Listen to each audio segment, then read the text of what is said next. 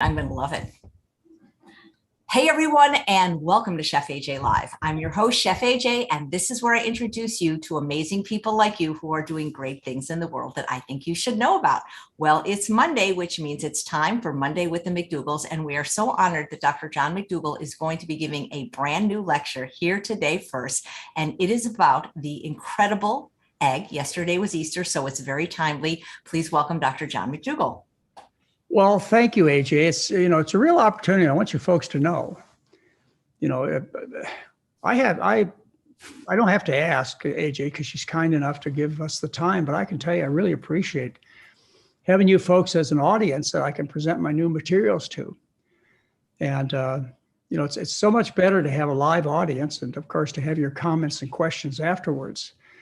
So I really want to thank you, AJ, for letting me have this kind of time. I know you have a lot of really good guests, and for Mary and I to come on once or twice a month is a real privilege. So it is an honor for us. It is an honor for us. I hope we do our part to make you one of the world's most popular podcasters.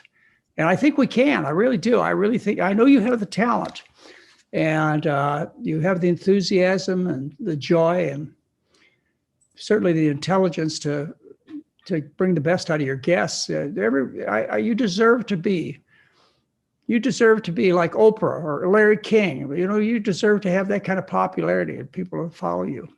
Well, thank you. I think about myself as like of the vegan world. That's what I want to do is highlight causes like you are passionate about. We'll help those vegans. They're the easy marks. We're gonna go after the carnivores. The people who are willing to eat our planet to death.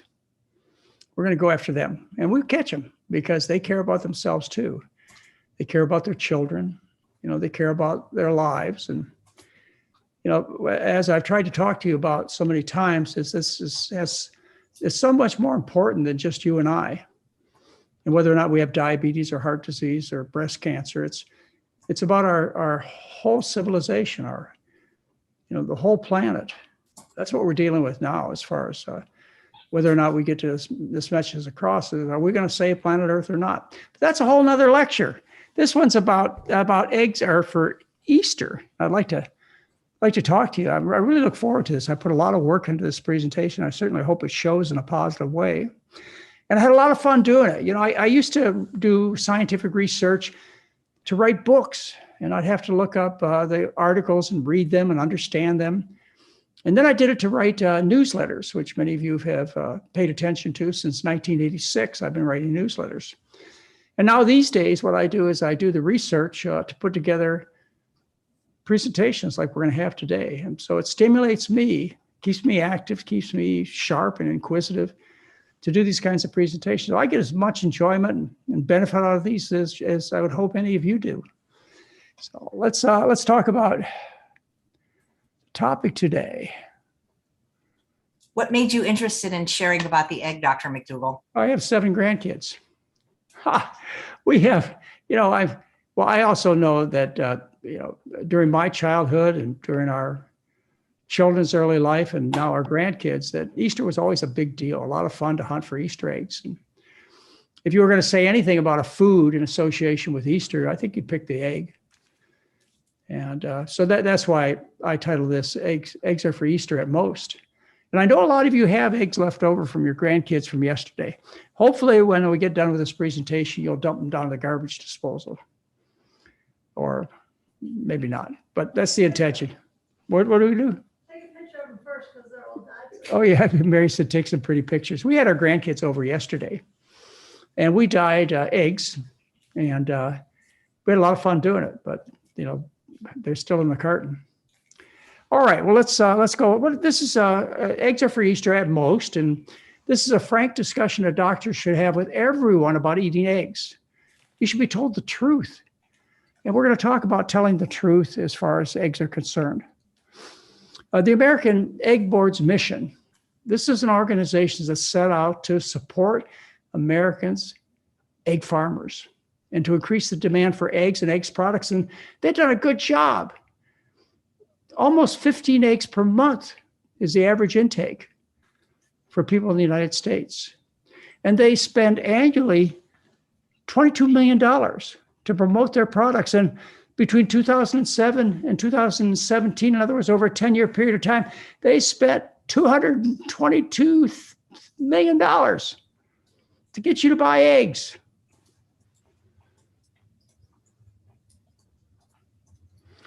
We're going to talk about 6 different claims that the egg industry and their proponents make about eating eggs. And we'll go through those pretty much one by one, and I'll show you what I understand to be the truth. They tell you whole eggs are among the most nutritious foods on earth. They're just chock full of nutrients. Well, nutrients you can get better from other places, as we'll discuss.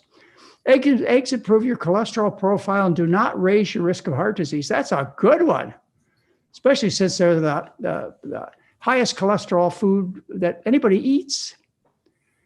Eggs are loaded with choline, which is an important nutrient, particularly for the brain, and then they invoke little children to get your attention and sympathy.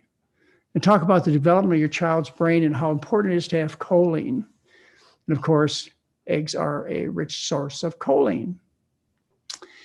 Eggs contain high-quality proteins with a perfect amino acid pattern. Eggs are loaded with lutein and zeaxanthin, which protect the eyes. And those 2 nutrients do protect the eyes. But there are safer ways to get those nutrients, as I'll show you, than to consume eggs. And eggs for breakfast, they say, can help you lose weight. Boy, I bet that is very attractive to so many people, because obesity and being overweight is an epidemic, with 80% of people in a country like the United States fighting both those problems. Eggs provide ideal nutrition. They do for a pre-hatched chick. I mean, think about it. You join a cock's sperm with a hen's ovum. In other words, an egg and a sperm we join together in a hen's body, and they produce an egg which has all the components to make beaks and eyes and spleens and livers and legs and feathers and tails. A complete chicken is all the ingredients are within this one unit. That's an 1.5 ounce package of ingredients. It's an absolute miracle, full of loads of nutrients. It's one of nature's most nutritious creations, they say. And egg is the richest foods of all. But, that's the problem that we have in Western developed countries, is that we eat too much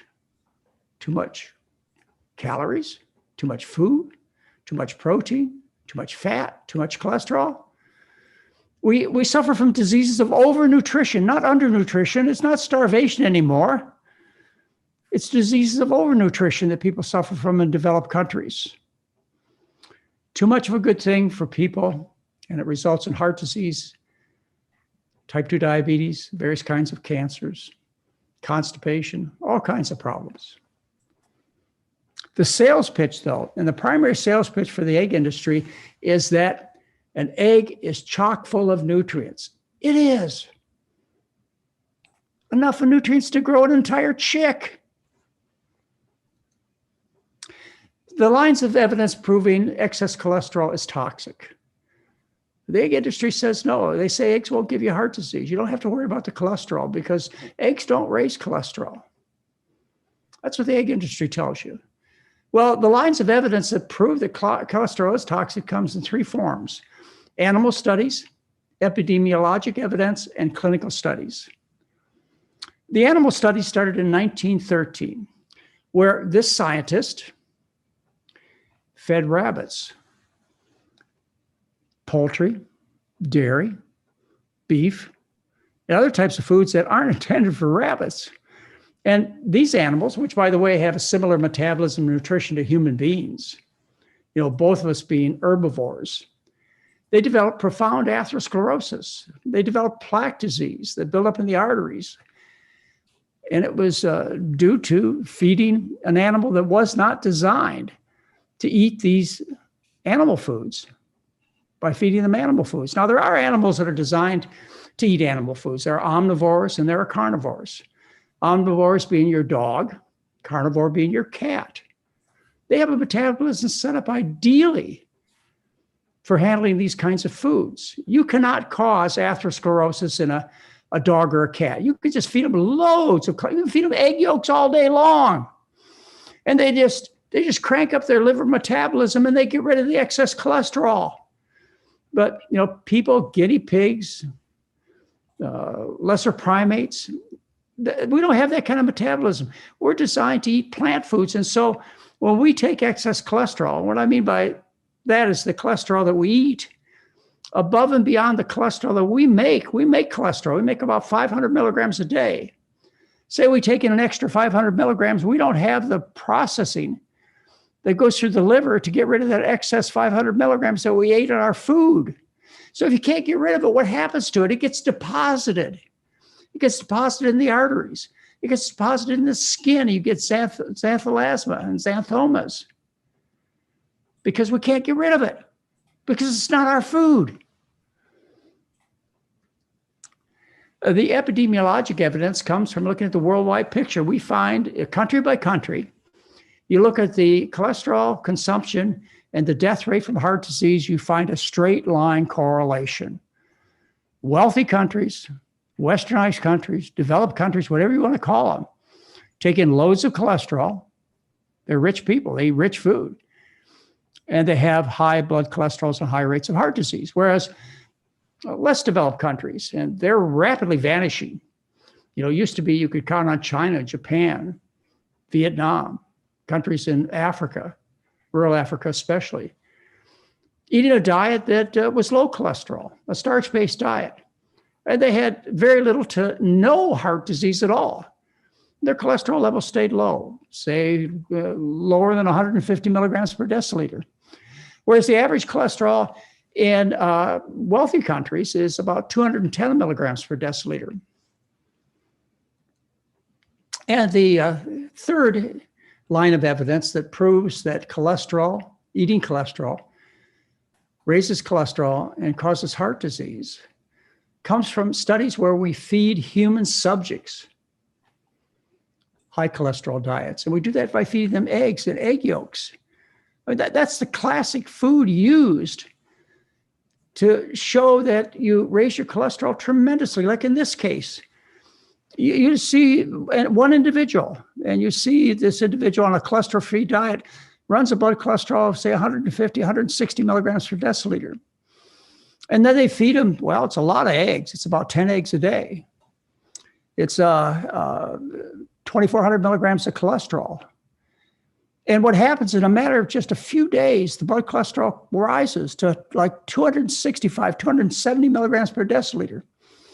And then the subject goes on a low cholesterol diet, in fact, a cholesterol-free diet, and precipitously drops their blood cholesterol, just like we find in our research studies that are done on our clinic patients. We find an average drop in blood cholesterol in 7 days is 22 milligrams per deciliter. That's in a group that starts with an average cholesterol around 210 milligrams per deciliter. And they drop their cholesterol levels to, well, on average, about 180 to 190 just in 1 week.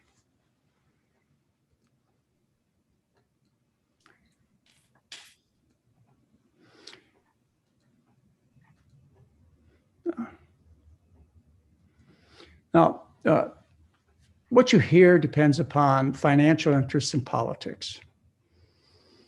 In 1968, the Federal Trade Commission filed a legal action against the egg industry for false advertising. And their lawsuit was upheld by the US Supreme Court. They were accused of false advertising in 1968, misleading and false advertising, and they were guilty. Well, they fought back. The Egg Nutrition Center, the egg industry. They went to the Select Committee on Nutrition in 1977. This is the dietary goals of the United States, the McGovern Report. In 1977, along with other lobbyists from the animal food industry, the beef industry, the dairy industry, what they did is they got together with their lobbyists and their money, and they changed the dietary guidelines. In February of 1997, the guidelines said you've got to cut out eating these foods or reduce greatly the consumption, and you'll reduce your risk of heart disease and cancer and obesity. They said that. Well, by the end of 1977, because of industry influence, they changed the entire dietary goals of the United States. Well, science tells a true story and consistent story, as was published in Time magazine. This article upset the egg industry terribly when in 1984, they told the American public that cholesterol is bad for you. Well, again, industry's been fighting back, and they fought back so cleverly, so effectively, because of the great financial support they have, so that they changed the dietary guidelines for Americans, which are published every 5 years. The guidelines of 2015 to 2020. Okay, these are the guidelines that we're living by, 220 to 225, I guess, are the current ones. But these were the guidelines just before us. They said in these guidelines, they said cholesterol is not a nutrient of concern for overconsumption. That was how influential industry can be, as they got the dietary guidelines for Americans to change their recommendation on eating eggs and cholesterol. Well, we sued them. The Physician Committee for Responsible Medicine, along with my help, we filed this lawsuit. And this was right afterwards, 2016, we filed a lawsuit, which was filed in California, which didn't really go anyplace. There were a whole bunch of reasons why it didn't, but we sued them for false advertising. It's money. It's just money, folks. All right. Well, eggs are known to be high in cholesterol. They have 8 times more cholesterol than beef does. They're the most cholesterol concentrated food of anything we eat. Plant foods contain virtually no cholesterol, whereas eggs, 272 milligrams per 100 calories. Beef, 33 milligrams. Chicken. And you should note this, that the cholesterol content of various muscles, whether they move a limb, i.e. cow, flap a wing, i.e. bird, or wiggle a tail, we're talking about fish. The cholesterol content of all these muscles are the same.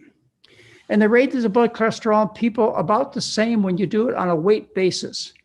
If you do it per calorie, you find fish has more cholesterol than beef and poultry.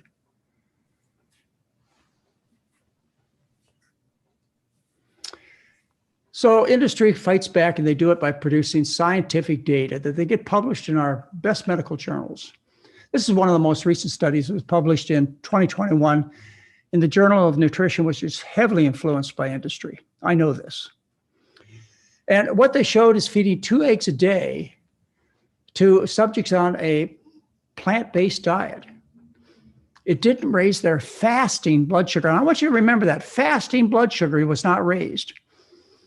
And, it was a bit of a mystery as to why feeding 2 eggs a day, which is about 400 milligrams of cholesterol, why didn't they raise blood cholesterol levels? Well, my suspicions were raised by the fact that this study was supported by the American Egg Board, the Egg Nutrition Center. It's supported by the egg industry. So do you think they're going to pay for studies that don't promote their products? Maybe once they do, but they're not going to do it twice. They're not going to hire the same scientists again. I guarantee it.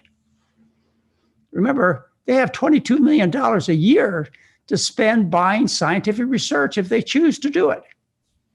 That's just for eggs.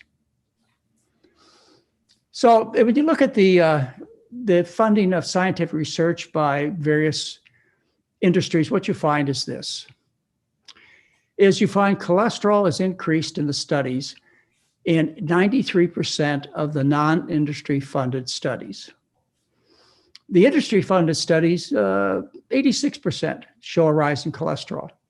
But if you look at the studies, if you look at the research and the conclusions, the actual raw data, and then you compare that to what the study generally told the public, what you found was there was discordance between the findings and what they came to the conclusions about in 49% of the industry-funded studies, but only 13% of the non-industry-funded studies. In other words, they got results, that feeding eggs raised blood cholesterol, and then they sugar-coated it.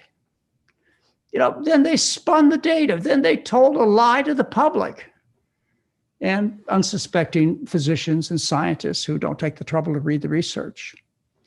So what they found on average is that feeding eggs raised the blood cholesterol by 5.6 milligrams per deciliter. By the way, I want you to notice before 1980, there were no industry-funded studies. You might remember that fact that it's only since 1980 that industry has gotten their dirty hands into the business of buying advertisements by doing and publishing scientific research. That's what industry does. And they discovered that they could get away with it, not just the food industry, the beef, the pork, the fish industries, the egg industries, but also the drug industries. When I used to read my scientific journals, and I still read a lot of scientific journals, but back in my more naive days, I would read a journal like the Journal of the American Medical Association. And what I'd find is the first part of the journal had about 15 pages of highly colorful ads for drugs and food. And I thought to myself, how stupid. Everybody knows these are advertisements. And then at the end of the journal, they'd have another few pages of blatantly advertising pages.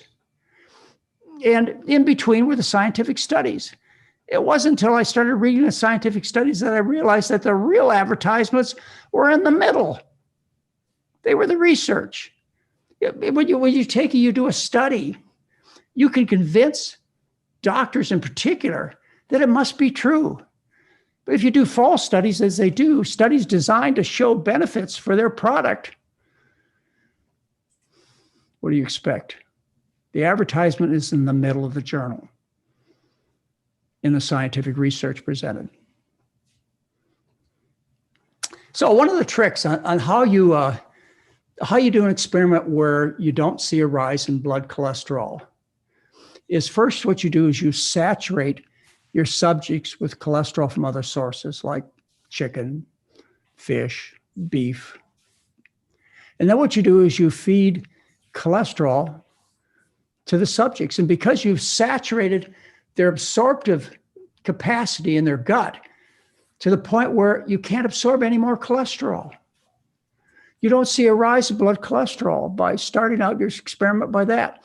So what they found is that studies that fed somewhere between 400 and 800 milligrams of cholesterol a day. Remember, I told you that the average consumption of cholesterol is around 500 milligrams. So you could just pick anybody off the street for the study.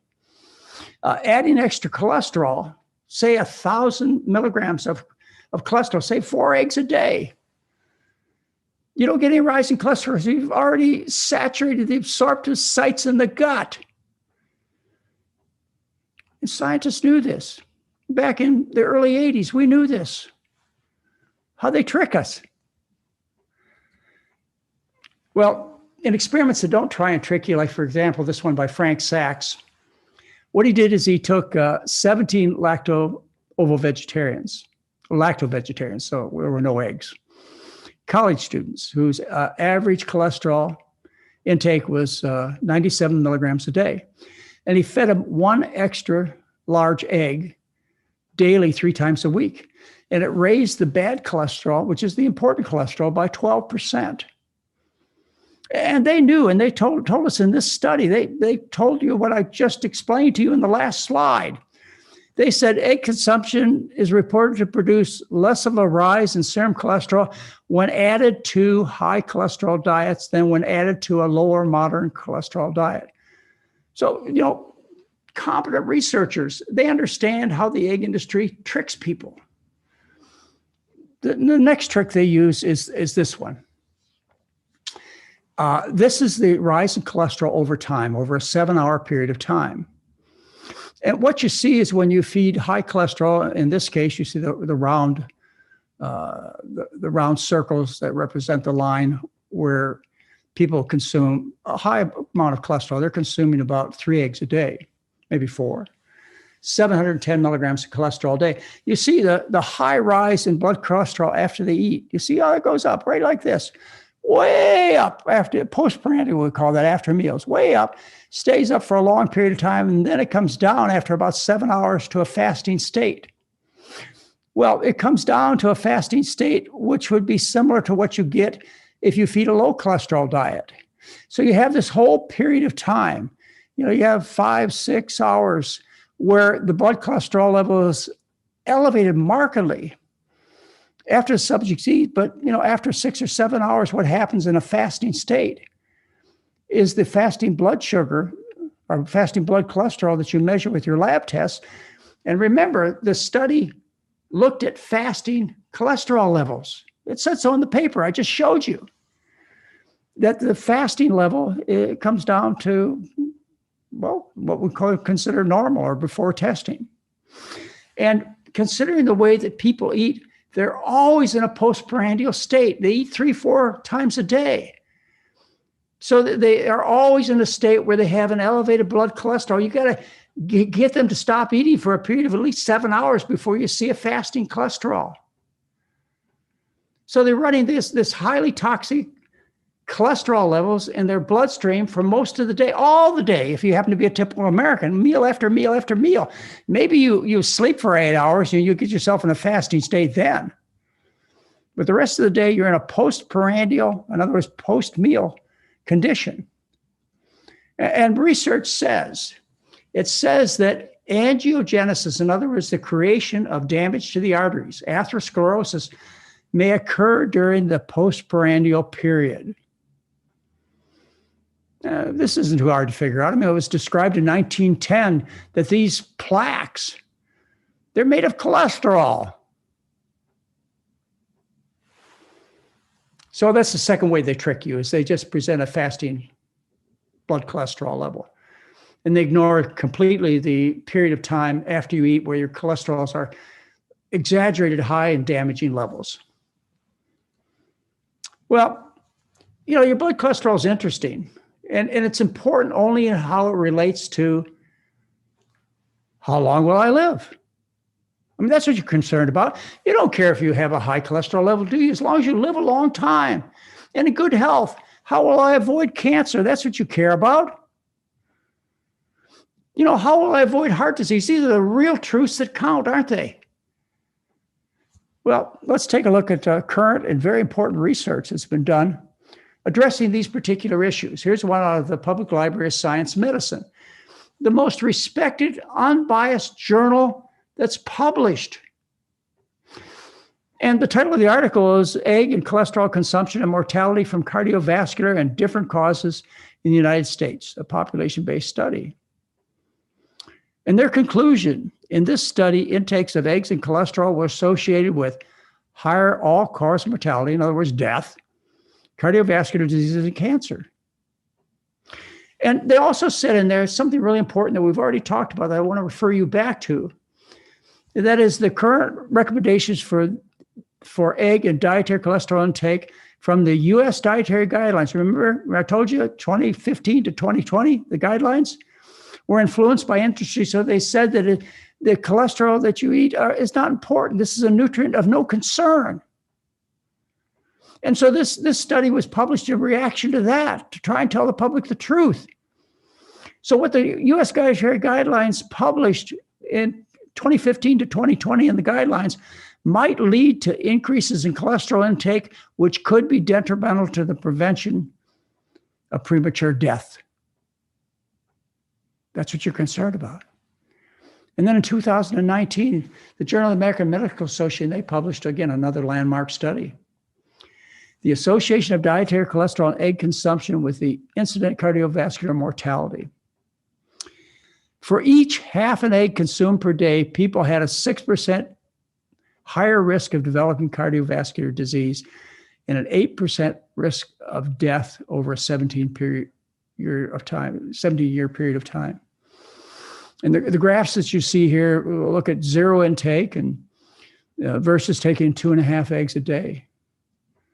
And you see this dramatic increase in death from heart disease and developing heart disease. That's what you care about. So the research is clear. Eggs kill. All right. How do you counter some of the sales pitches? How do you counter unique positioning? Unique positioning, I talked to you a lot about this. This unique positioning. What you do is you take something unique about your product and you promote it. Like, for example, protein. If I say protein, you say meat. If I say calcium, what do you say? You know, the unique position that the dairy industry takes is calcium. And if I say omega-3 fats, what do you think the fish industry promotes? Something unique about fish. That is, it contains a lot of omega-3 fats. Even though the fish didn't make it, only plants make omega-3 fats. And even though there's no such thing as protein or calcium deficiency on any natural diet, they promote that because that's what their products contain, is a lot of protein and calcium. Unique positioning. And so the egg industry has some unique positions that they use to sell you their products. The primary unique positionings used are protein, because eggs are high in protein, and choline. So let's talk about each of these. As far as eggs being the perfect protein, it was proved in 1970 in a research study where they took people and they determined how efficiently the protein was utilized. And they found out if you added potatoes to an egg diet, you improve the protein efficiency by 36%. In other words, a mixture of eggs and potatoes is more efficient at delivering protein than are eggs alone. So if eggs are the perfect protein, how in the world can you improve the utilization of the protein from eggs by adding potatoes? Well, they got caught lying again, didn't they? Excess protein is damaging. Excess protein. When you eat protein, you need a little bit to grow cells and replace some of the hair that you have. And if you're in a growing period of time, you use a little bit of protein to grow. And if you get a bad injury, you use a little protein to repair the injury. But otherwise, and then, by the way, that's about 3% of your calories are dedicated to these maintenance duties that the body requires, about 3% of the calories.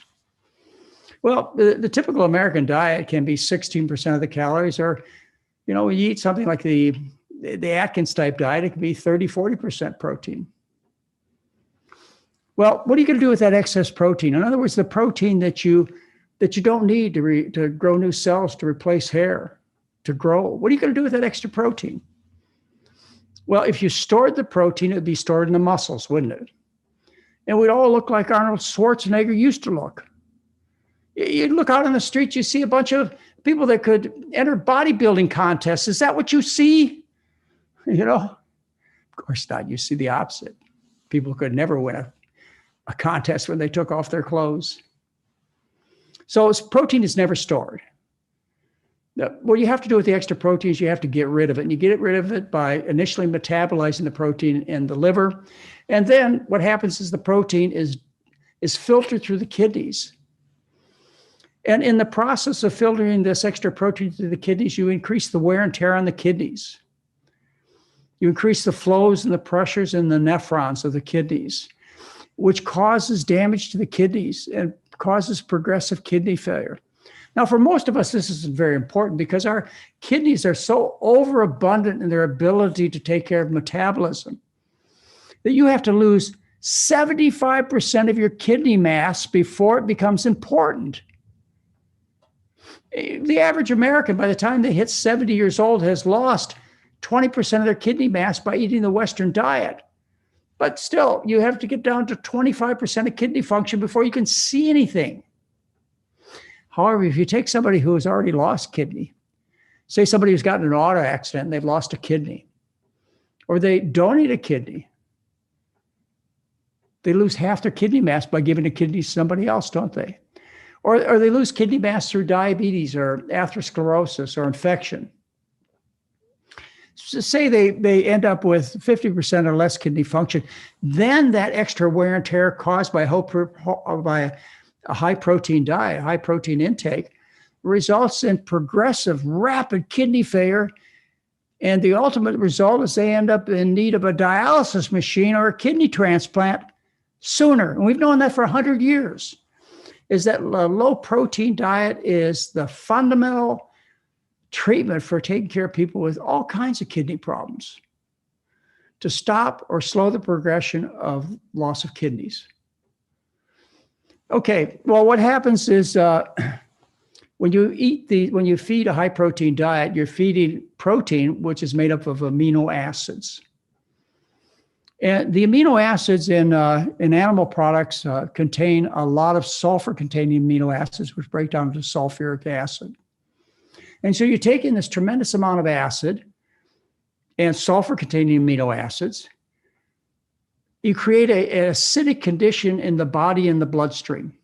Well, the body protects its acid-base balance precisely. In fact, if it doesn't, you die. And the pH of the body is a little bit alkaline, it's 7.4. So when you're eating all this acid, what happens is the body has to correct this intake of acid. And it does it by dissolving the bones. And the bones release alkaline material. Well, in the process, you weaken the bones and the material of the bones, not just the minerals, calcium, but also the bone tissue, is metabolized out of the bone, and the bones become weakened, which results in a condition called osteoporosis, which everybody fears, and they should, rightly. And that bone material ends up in the kidneys and solidifies into little pieces of bone called calcium kidney stones, which almost all kidney stones in people living in Western worlds are made of. They're made up of calcium. Eating the high protein Western diet is essentially peeing your bones into the toilet. So you try and sell me eggs on the fact that they're high in protein. I'll tell you what high in protein means. Here's the amino acids. We have a couple of sulfur-containing amino acids. They'd be cysteine and methionine. These guys right here. You see the little yellow here? Okay, the little yellow is sulfur. And these are the sulfur-containing amino acids which are so prevalent in animal foods, which break down to sulfuric acid.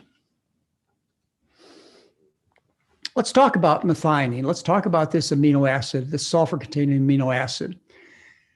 Let's talk about egg whites.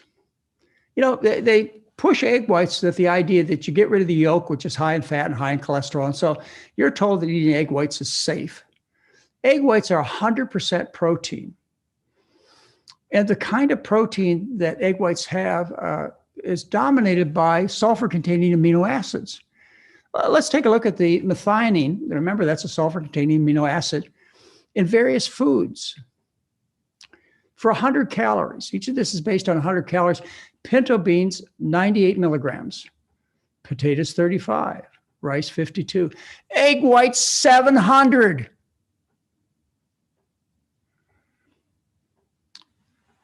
Whole eggs, 251. Beef, 250. Chicken, 317. Salmon, 318. Okay, so what happens when you eat a lot of sulfur-containing methionine amino acids? What happens? Well, we just talked about what happens to the bones. It leads to osteoporosis and kidney stones. I went over that in detail with you. Well, methionine is metabolized into homocysteine, and there was a big rage about homocysteine levels and whether or not you were going to get heart disease. The higher your homocysteine level, the greater your risk factor for getting heart disease, because your homocysteine level reflects how much of the animal foods you eat. So methionine is metabolized into homocysteine. Sulfur feeds cancer. In fact, when you do experiments, say in a petri dish, you can't get cancer cells to grow unless you put methionine in the medium. If you make up your growth medium in, say, a petri dish, without methionine, if you use other sources of sulfur like cysteine, the cancer won't grow if you leave the methionine out. The methionine is toxic to tissues, particularly the intestine. And because of the toxicity of these sulfide compounds, it's believed that it irritates the intestine and is one of the factors involved in inflammatory bowel disease like ulcerative colitis and Crohn's disease. In experimental animals, restriction of methionine prolongs life. Methionine is a sulfur-containing amino acid. Sulfur stinks. The most obnoxious smell is rotten eggs because of the sulfur. When you went to Yellowstone National Park and you stood by the sulfur pits, it was disgusting. It was repulsive because by nature, we are repulsed by sulfur. Well, when we eat large amounts of sulfur, as we do when we eat animal foods, for example, beef has 4 times as much sulfur as do beans.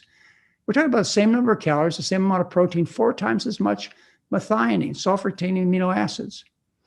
Chicken, 7 times as much as corn. Tuna fish, 12 times as much as sweet potatoes. So you're taking this large amount of sulfur and something has to happen with it. The sulfur that you eat, it's absorbed in your intestinal tract, goes into your bloodstream, floats around in the bloodstream. When it gets to the lungs, it's exhaled. That's how you have bad breath. In fact, if you go to your dentist, the test the dentist used is with a hal meter, which is an instrument where they stick a straw in your mouth and they have you exhale, and it checks how much sulfur-containing hydrogen sulfide is present in your breath, which stinks.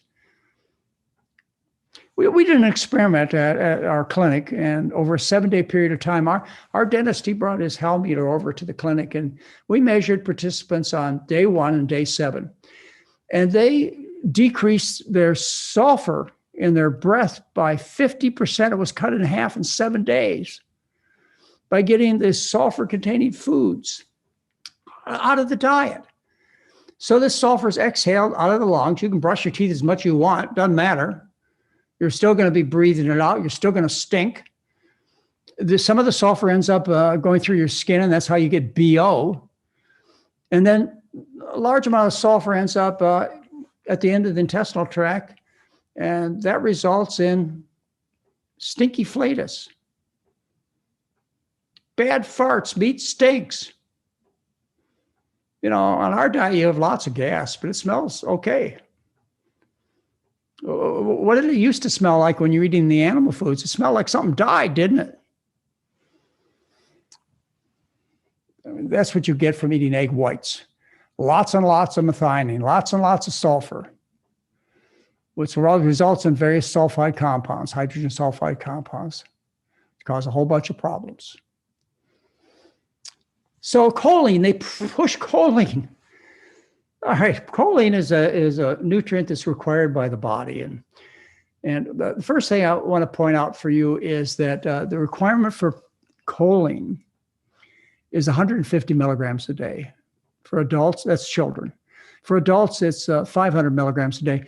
Look at the choline content of various foods. Eggs, yeah, they're very high in choline. Beef, high. Chicken, but soybeans are just as high.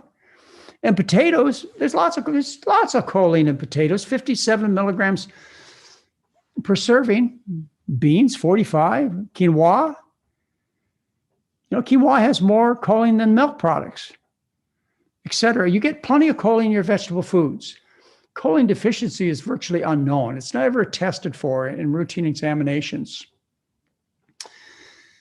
But you can get toxic from taking in too much choline. And an overdose of choline, if you feed 1,000 milligrams to a child, that's 7 eggs a day. And, you know, there are kids that eat 7 eggs a day.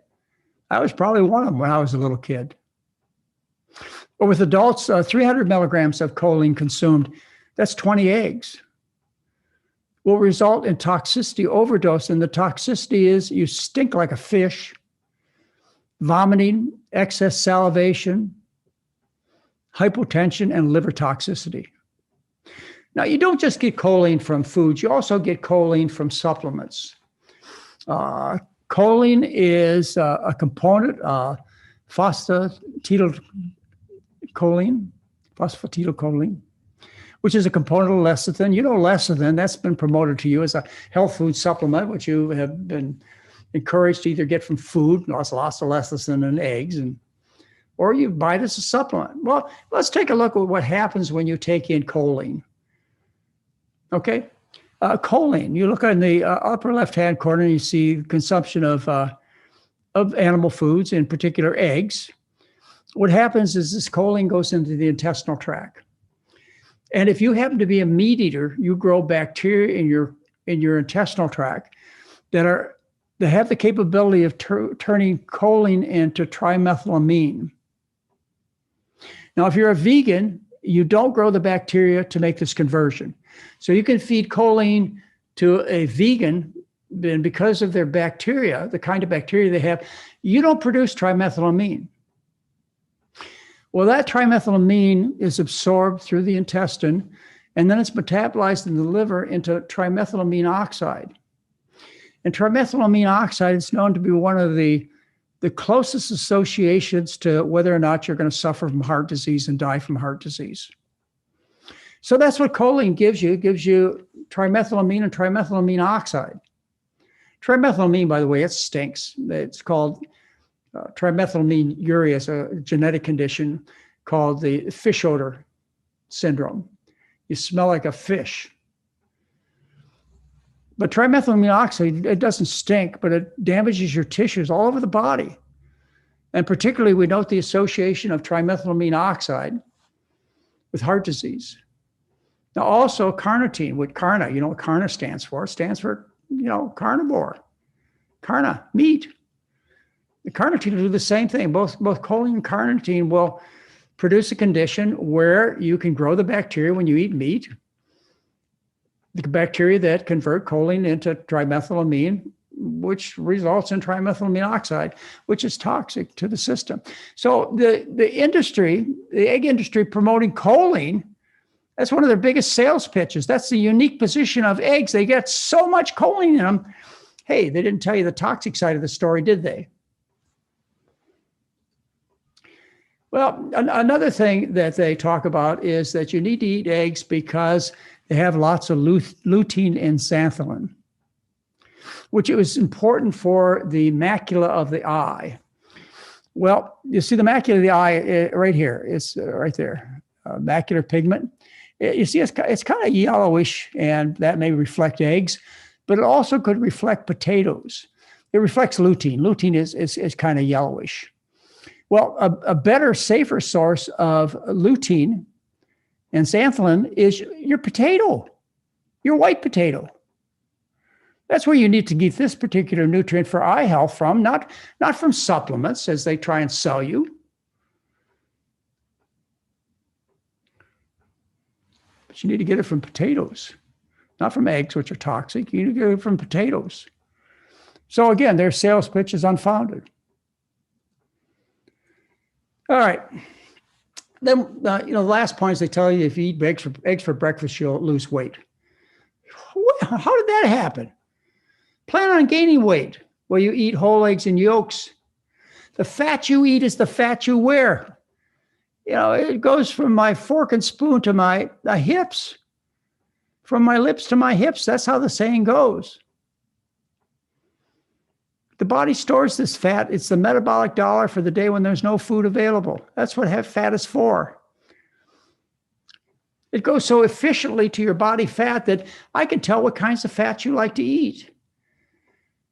If you like trans fats, like are found in Crisco's and shortenings and margarines, then you're going to be full of trans fats when I biopsy your body fat. If you eat a lot of fish, you're going to be full of omega-3 fats when we biopsy your body fat. Olive oil, you'll be full of monounsaturated fats. Dairy products, you'll be full of what we call C15, C17 fats. Very characteristic of dairy products. All right, let's take a look at the fat content of whole eggs. Whole eggs, 60 to 70% of the calories found in eggs are fat. Now, egg whites, they take the yolk out, and you're left with 100% protein, no fat. But the egg yolks, 70 to 80% of the calories are fat. The fat you eat's the fat you wear. You're just kidding yourself thinking that you're going to eat eggs and lose weight. So eggs are chock full of poisons. They don't tell you about this, but let's talk about it. Eggs are one of the highest sources of PFASs, which are polyfluoroalkyl substances. Okay, you may know these under the term Teflon or nonstick cookware, because that's one of the sources of PFAs. They come firefighting foams, water, grease, stain repellents are found, high levels of PFAs. These PFAs, they readily cross the placenta. They're detected in the cord blood. They have direct exposure to the fetus, and they're found in the breast milk. Now, high levels of PFAs in the blood, PFAS in the blood, suppress the immune system, cause reproductive and developmental harms, and they're associated with cancer and raising blood cholesterol. These are toxic environmental chemicals. Let's talk about another one that eggs are particularly plentiful in. Eggs, about 4% of the daily dioxin intake comes from eggs. You know, a bigger source of dioxin comes from dairy and meat.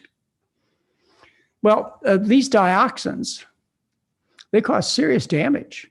In the left-hand corner, I've shown some of the studies that have been done on high levels of dioxin, primarily from Agent Orange, from our Vietnam conflict that we had a few decades back.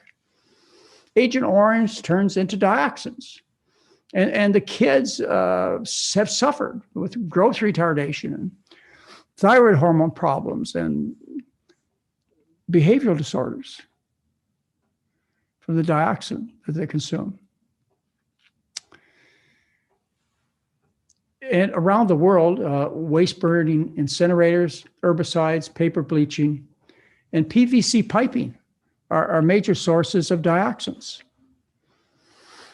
Now, I often get asked about, well, how about organic eggs? Compared to commercially grown eggs where you put the chickens in tiny little pens. With organic farming, what you do in addition to feeding them healthier food is you give them free range. And as a result of their free range, what happens is they end up having more dioxin than would a commercially grown chicken. Why? Because in free range, what they do is they consume worms and insects and soil that's loaded with dioxin. So your free range chickens, that's what they sell on you, free range chickens, free range eggs, are more contaminated with dioxin than would be a commercial chicken egg. Another poison. The egg industry, what they do is they have a whole promotion on their website telling you how to control food allergies. And they should, because eggs are one of the top causes of food allergy. In the United States, 0.5% to 2.5% of the young children have allergies to eggs. In Australia, it's approximately 9%. It's the second most common food allergen, cows milk being the first. And it's all parts of the egg that people are allergic to. Results in atopic dermatitis, esophagitis, enterocolitis, asthma, anaphylaxis, and a whole bunch of other things. And I want you to note there are all kinds of sources. I've listed them in 6 sentences. The different sources of egg that will cause allergies. Albumin, ovum albumin, powdered eggs, etc. You can read the list. Bacterial infection. It's the law in the United States. It's not just a word of caution. It's the law that you have to refrigerate eggs because refrigeration inhibits the growth of salmonella. Salmonella gets on the eggs. Well, it gets on the eggs in the chicken for the same reason, but it gets on the eggs when the eggs are laid. How does the egg come out of a chicken? It comes out through their cloaca. They have a combination of their urinary tract and their fecal tract called a cloaca. And that's the way the egg comes out of a chicken. They poop it out. And in the process, the egg gets contaminated with chicken poop, which is loaded with salmonella. So, you want to be careful about handling eggs. You wash them carefully. Make sure they're clean and uncracked. I take that back about washing them, because washing removes a protective mineral. You're not supposed to wash eggs. And you buy refrigerated eggs only. You keep them in the refrigerator to avoid salmonella infection. 142,000 people in the United States are infected every year with salmonella, and 30 people die. For most people, it's not that serious. You just get diarrhea, fever, stomach cramps. But it's, this is called food poisoning. 60,000 people a year in the United States suffer from food poisoning, and a good share of them are from eggs. Well, one thing you might consider is using egg replacers. And we recommend egg replacers because your recipes require certain things. For replacement, for binding flours and baking, we use egg replacer, which is flours. It has nothing to do with eggs. Egg replacer is made by Energy Foods. For breakfast, instead of scrambled eggs, you might try tofu scramble, or better yet, oatmeal. Eggless egg salad, we make that out of tofu or garbanzo beans. We have recipes. We all kinds of recipes in our list of 4,000 recipes that we provide free to people. Baking, you use a quarter cup of flaxseed meal with 3/4 cup of water to make a mixture that replaces eggs in baking. But what you don't want to do is you don't want to buy egg substitutes like egg beaters, Second Nature, or all whites, because they're just egg whites. Eggs are big business, folks. I told you that the egg industry started doing scientific studies in 1950. Well, here's an ad from 1950 promoting eggs.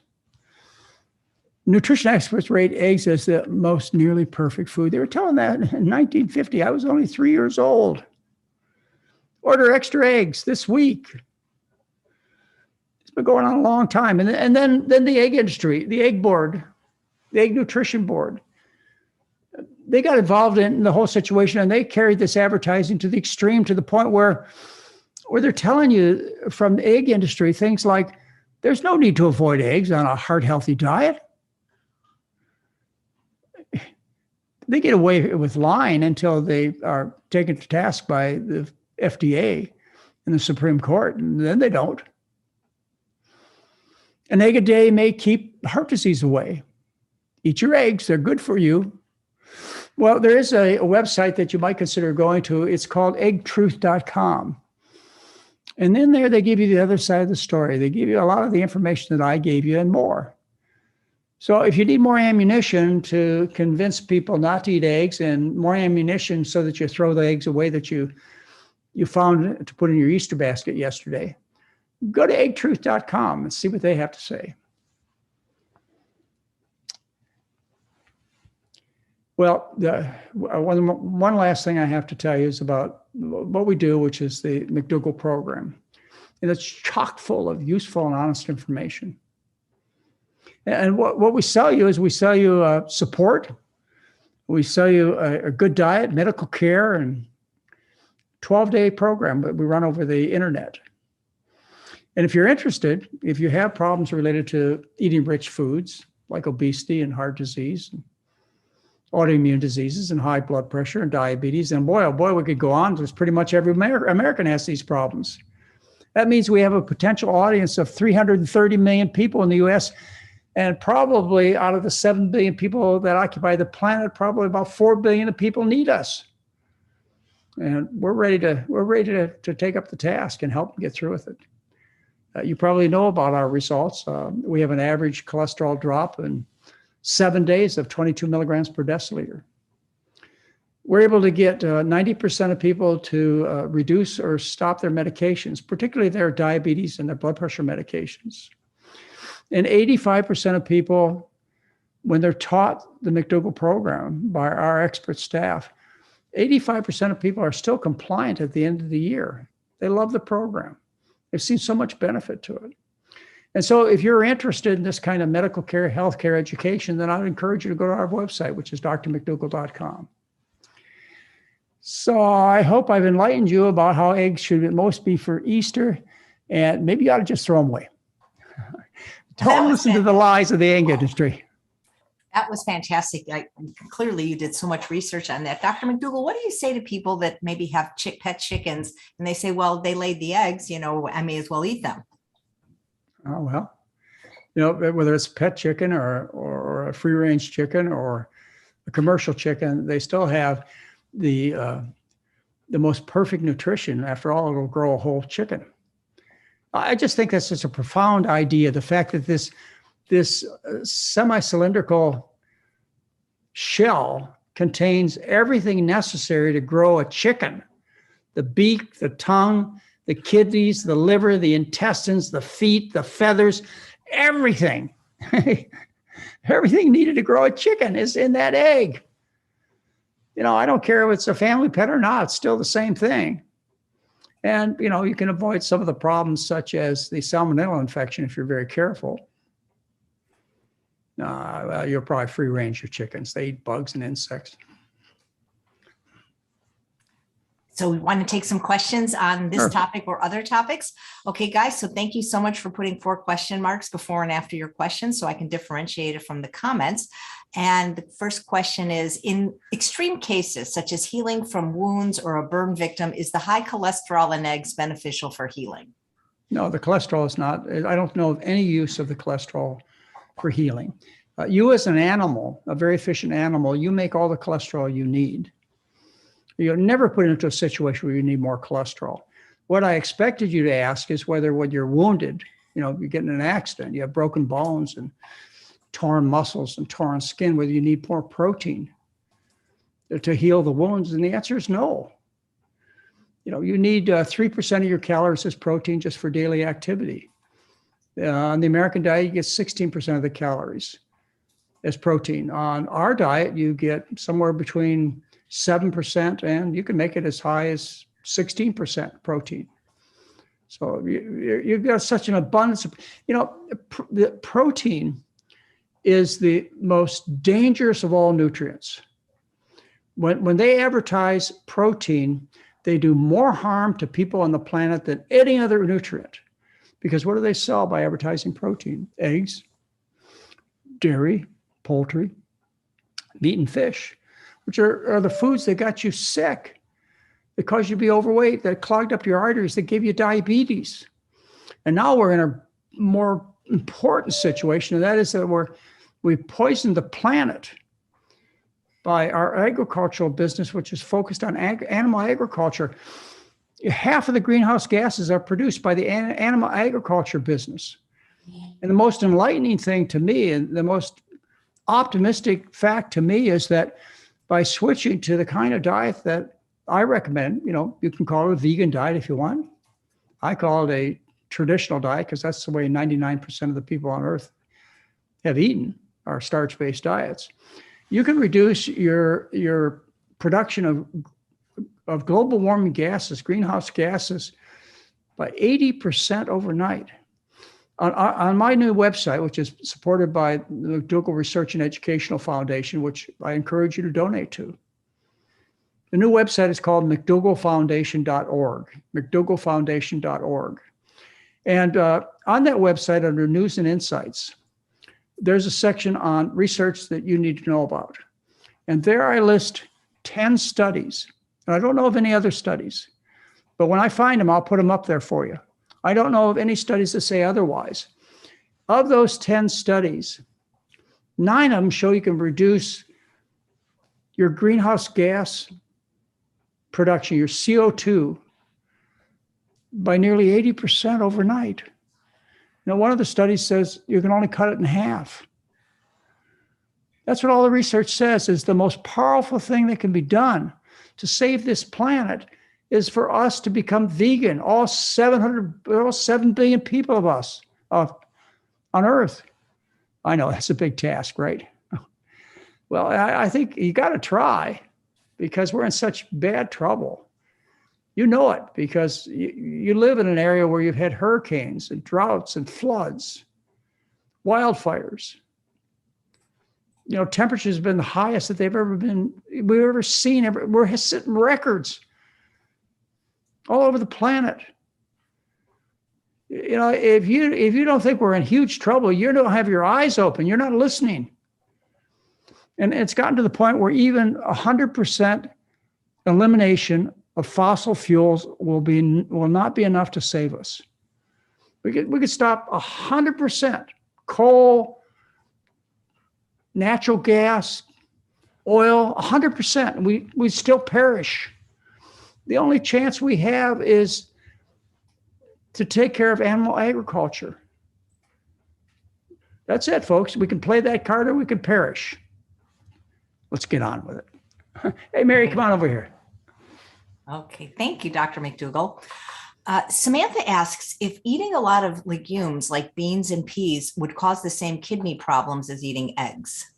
No, plant protein is much kinder on the kidneys and the liver as are equal amounts of animal proteins. There's a study that in fact, you'll find it in my June 2002 newsletter. It's on the liver. And there's a study there that shows that you take patients who have hepatic coma. In other words, they're unconscious because of the buildup of blood urea nitrogen in their system. And you can switch them equal amount of animal protein for plant protein and they wake up. And you can go to the website, look under hot topics, and you look under kidney diseases. You see an article I wrote on diet and kidney disease. Come on over here, Mary. Oh, I can move the camera. There you go. There she is. Anyway, you'll find that research has been done showing the effect of plant proteins versus animal proteins on kidney function. And you'll see clearly that plant proteins are much kinder, equal amounts of protein, equal amounts of calories. Plant proteins are much kinder than animal proteins to the kidneys. But you have to show some concern about the plant proteins, particularly if you're compromised. In the first book I wrote called the McDougall Plan, I identified the recipes as being, and they're all vegan, they're all starch-based meal plans.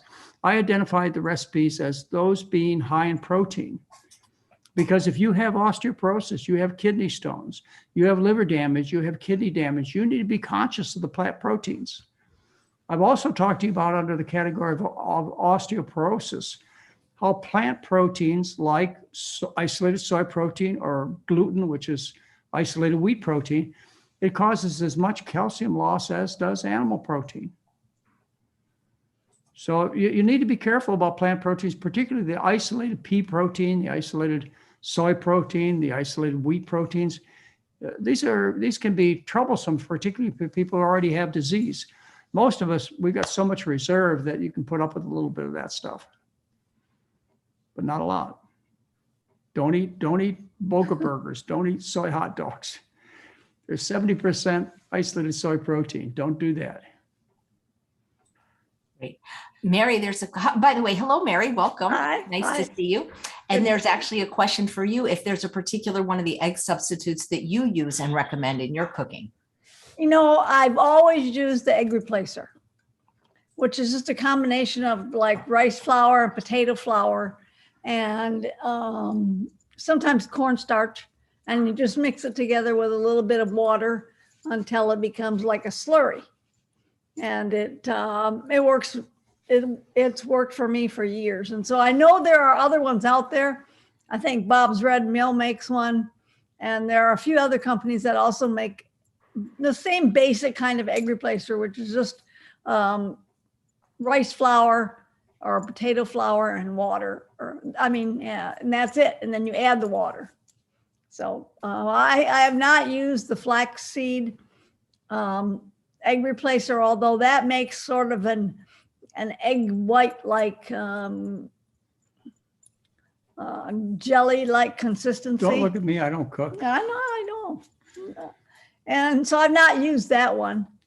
And I know you can now use aquafaba, which is the juice from canned garbanzo beans. And you can whip that into like meringue peaks. So that would be another kind of egg replacer. That would be like a replacer for the egg white before it was cooked. Wonder who figured that out. Do you ever wonder? Yeah, I do wonder, but I know it works. Have you ever done a flax or a chia egg, Mary? No, I have not. I know people do that though, and it works really well. But I mean, I tried it once. There's a recipe for it in a quick and easy cookbook. And so I made it, and it had that consistency, and I used it in one of my muffin recipes. But I always liked the simplicity of the flour, just mix the white flour, rice flour, and water together. And that's what I use in my muffins and cakes and things like that. Which, from what I understand, you don't make very often. I don't, because you know who eats them all. Dr. McDougall, I'm guessing. You got it. She makes good Well, desserts. I used to have, when we lived close to Heather's kids and her boys were younger, I made tons of the pumpkin muffins, and her boys would sit there. They would help me make them, and they'd sit there and wait till they came out of the oven, and they could hardly wait to be the first one to pop it out of the silicone pan and eat the first muffin. So those were great, but I haven't done that since they were little. We have new grandkids. I here in know. Portland. I should teach And them. They actually spent the weekend with us. Yeah, Yeah. Chloe could easily help me make Sure, pumpkin muffins. Sure. Why don't we do, We'll do that. I would like that. Yeah, I have I don't know if I have I have a big enough tray so I can make them. That's wonderful. Dr. McDougall, I heard you give a talk many years ago, and I seem to remember you saying that if somebody has only one kidney, they better go vegan, whether they have it because they donated it to somebody else or because they had it removed. But did you say something like that? If somebody has one kidney, they darn well better go vegan. Not only did I say it, but this is the standard talk for nephrologists, for experts, is that if you donate a kidney, not only does the recipient need to be on a low protein diet to slow or stop the progression of kidney failure, but the donors just cut their kidney mass in half. They are officially supposed to be taught a low protein diet. But here, out of the kindness of your heart, you make a donation of one of your kidneys, and then you end up at a higher risk of suffering the same kind of kidney loss, a higher risk of ending on a dialysis machine or requiring a transplant. If you're not taught, and again, it's official recommendations, and the nephrology business is to teach the donor a low protein diet, not just the recipient. So it's not just my idea. When I had a friend that donated a kidney and I told her that, and she's never spoken to me again. You know how that goes. And that is the truth. Here's an interesting question, because you have always talked about diets being species appropriate. And Bella says, my coworker has pet chickens and I buy her eggs for my dogs. Are eggs just as unhealthy for dogs? Should I stop giving them to them? No, dogs, as I mentioned in the lecture, is dogs have a liver which can increase its metabolism of cholesterol to the point where you can never create atherosclerosis in a dog. You can feed them baskets full of egg yolks and they just crank up the metabolism and they excrete the extra cholesterol into their intestinal tract and out of the body. But our liver has a limited capacity to metabolize cholesterol. So what is your conclusion? Is your conclusion we were born with the wrong kind of liver? We should have had a liver like a dog or a cat? Or is your conclusion we shouldn't be eating like a dog or a cat? You decide. Yep. All right. Thank you. Cheryl says, why do they grow viruses on eggs in laboratories? Oh, yeah. Oh, I don't know. They're a perfect nutrient. Yeah, they do. They grow viruses to make various vaccines. Well, if it would make sense if it was a perfect. It's just great nutrition. Yeah, perfect thing for growing a chicken. That would be perfect for growing a virus, probably. If you could get enough calories, so you could probably make up an experimental diet of sugar and one egg a day and get all the nutrients you needed from sugar, which has no nutrients. It's empty calories, but you get the calories. So you can't get the calories by just eating one egg a day. That's only a couple hundred calories, or 150 calories, I think it is. Even I've been vegan for 45 years, but even when I wasn't, I mean, I would eat things that had eggs in them like a cake, but I always thought eggs were just gross. I just never understood why people would want to eat what I thought of as the menstrual cycle of a chicken. I mean, to me, they just were so disgusting no matter how they were cooked. It was just yucky to me. I like that. Yeah.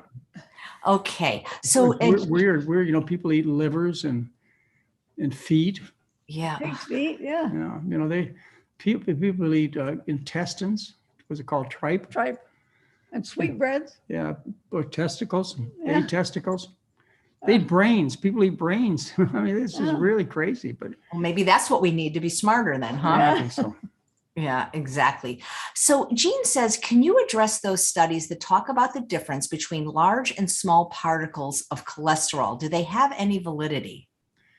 Yeah, they have validity, and it's been a while since I reviewed it, so I wouldn't want to talk in too much detail about it. But particle size is related to, these are lipoproteins, which are combinations of cholesterol, fat, and protein. That's how cholesterol runs around in the bloodstream. It's not just cholesterol particles. It's these lipoproteins, these kind of balls of fat and cholesterol and protein. And the size of these lipoproteins is related to your risk of developing heart disease. And I think you're supposed to have large fluffy ones, but I could be wrong on that because it's been a while I've looked at it. But what they do is they take people who have a high risk of heart disease or have had heart disease, and they take a look at their blood and they find certain correlations, like, they have high total cholesterol, they have high bad cholesterol, they have low good cholesterol. They have high homocysteine levels. They're looking at all these associations. But the nice thing to know and to understand is that when you change your diet from an animal food-based diet to a starch-based diet, in other words, a plant food-based diet, you can call it, that's not accurate enough, but you can call it that. What happens is all these risk factors improve. Particle size becomes favorable. Well, not all of them. The HDL actually goes down. HDL goes down about 17% when you switch to the kind of diet I recommend. But worldwide, the populations that have the lowest HDL level have the lowest risk of heart disease. And that's because they have the lowest total cholesterol.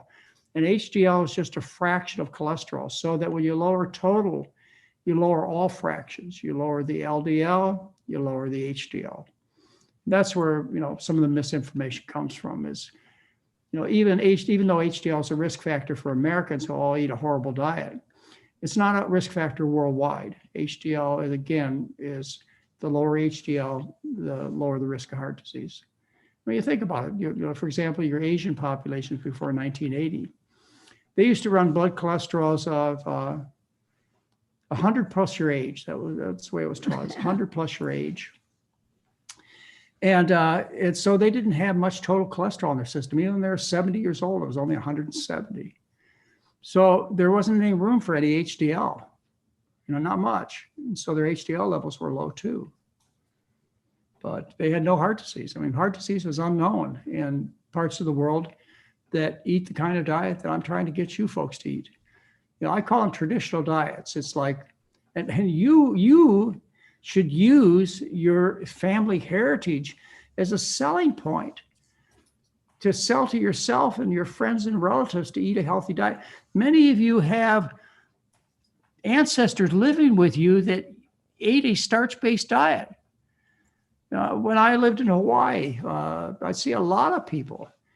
My Japanese population, for example, I would ask them, how are grandma and grandpa doing? Oh, they're just, grandma's reading books every day and grandpa's out there working in the yard and they're in their late 80s or 90s. And I said, well, what do they eat? Well, they were raised in Japan.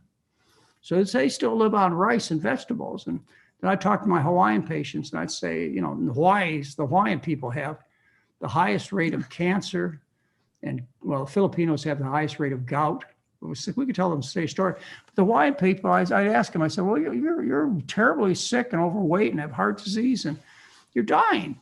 How are grandma and grandpa doing? Oh, just wonderful. Are they trim? Oh, yeah, very trim. What do they eat? Taro and breadfruit.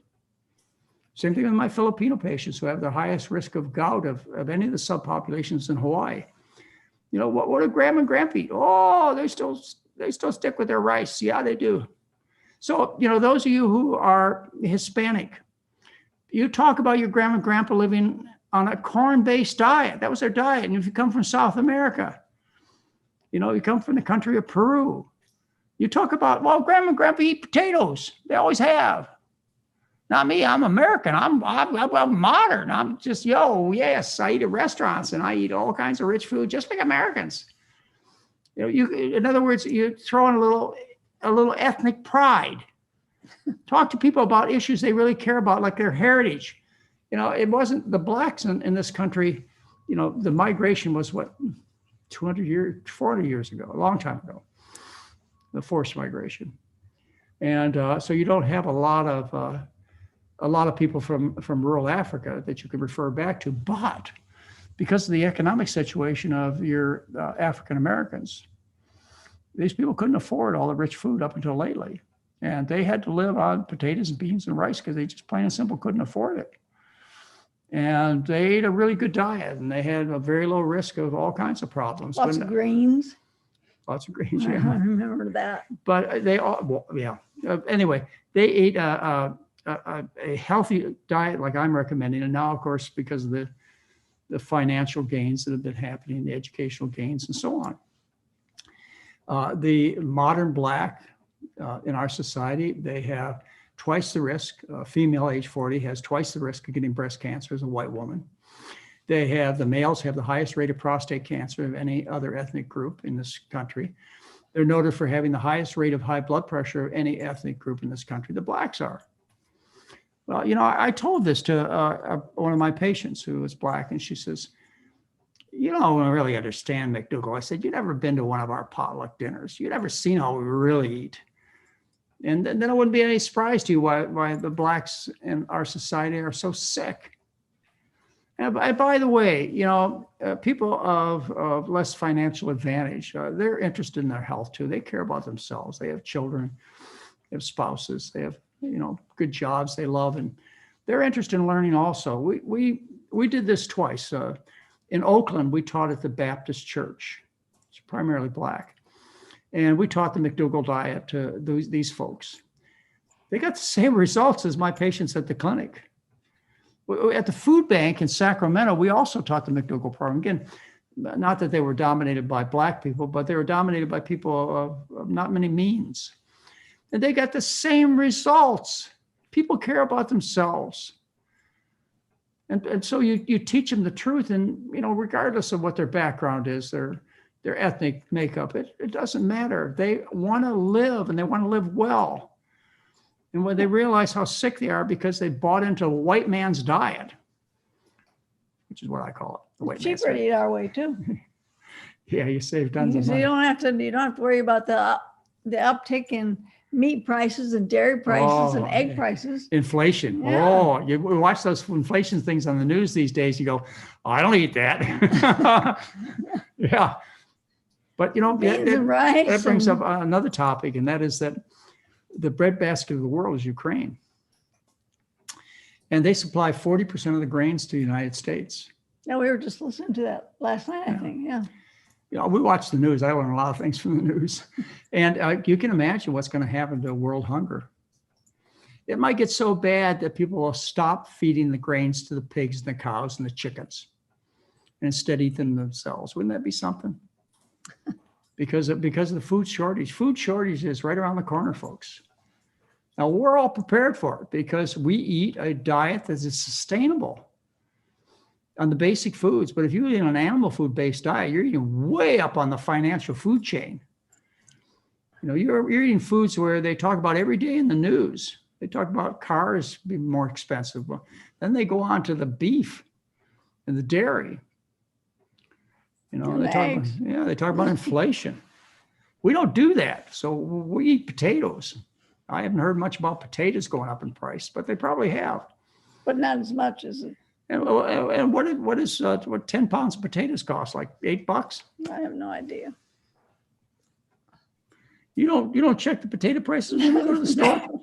You just buy them, Mary, willy-nilly? I do, I don't worry. It's the potatoes. I'm just kidding. I need this many potatoes and I need this many sweet potatoes, and that's going to last me for this many days. And, it never seems to be a problem because they're never that expensive. No, even organic. I buy big bags of rice and big bags of dried beans. And how do you store your potatoes, Mary? Do you sometimes get the little eyes on them? Well, what I've discovered is that they store best in, I have these mesh bags. So I found out that if you leave them in the plastic bags that you get from the store, they'll grow eggs or the little eyes faster. But if you take them out of the plastic bags and store them in separate mesh bags, so I have a separate mesh bag for my sweet potatoes, another separate mesh bag for my russet potatoes, and a separate mesh bag for my onions. And they're all on different hooks. They're not even in the same, little container. I don't put them next to each other. They're just hanging there on little hooks in their bags, and they stay fresh a really long time that way.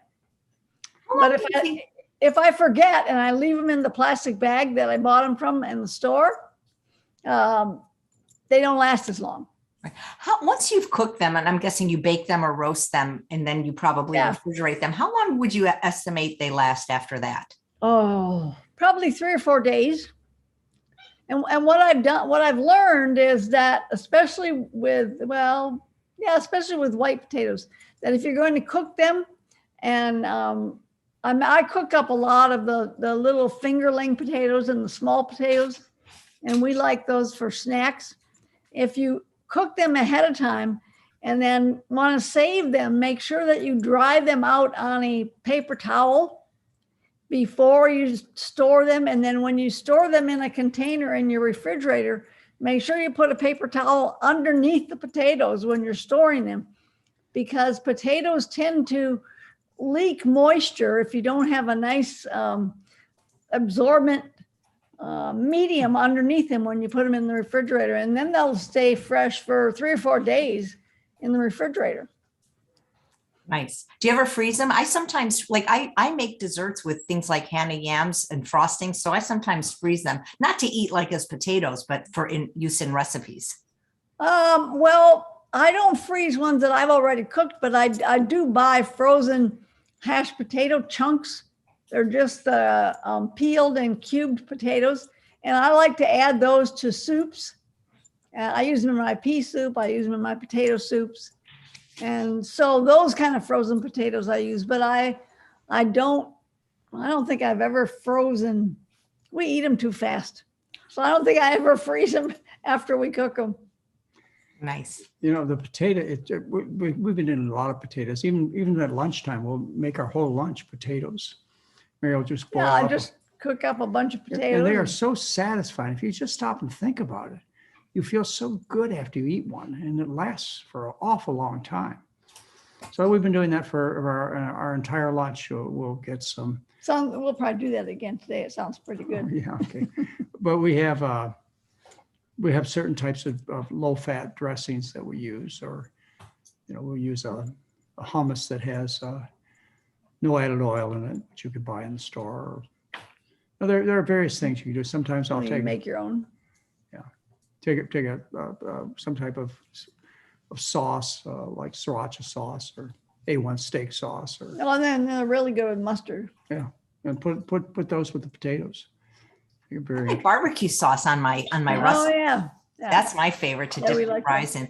I've had a sweet potato for lunch. When I say a sweet potato, I mean like 1.5 pound sweet potato for over 10 years, and I'm still not tired of it.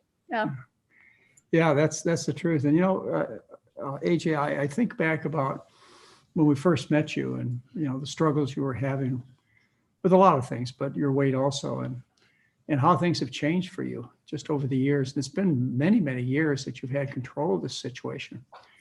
And I just hear from you, I can hear it in your voice, in the way you move, everything, that life is going good. Yep. Power to the potato. And Mary, here's another question from you. This is about flax seeds. And Diane says, is it true that they are always rancid? No, not if they're whole. If you grind them and then you don't refrigerate them, then they can get rancid really easily. But I never grind my flax seeds. If I use flax seeds at all, it's to cook them and make them into a gel, or just to put them in my oatmeal for variety, and it kind of helps move things along a little bit. So they're like a fiber. So we don't grind up our chia seeds or our flax seeds to release the oils in them. It's not necessary. Once you expose the oil to the atmosphere, to the air, they become oxidized, which is what we call rancidity. And it happens, quite quickly. So you want to keep your sources of oil intact. You don't want to grind them because you expose the oils to suppose oxygen. you could chew them, and that would be a little way of grinding them. Well, then they'd be okay. They're not exposed anymore. No.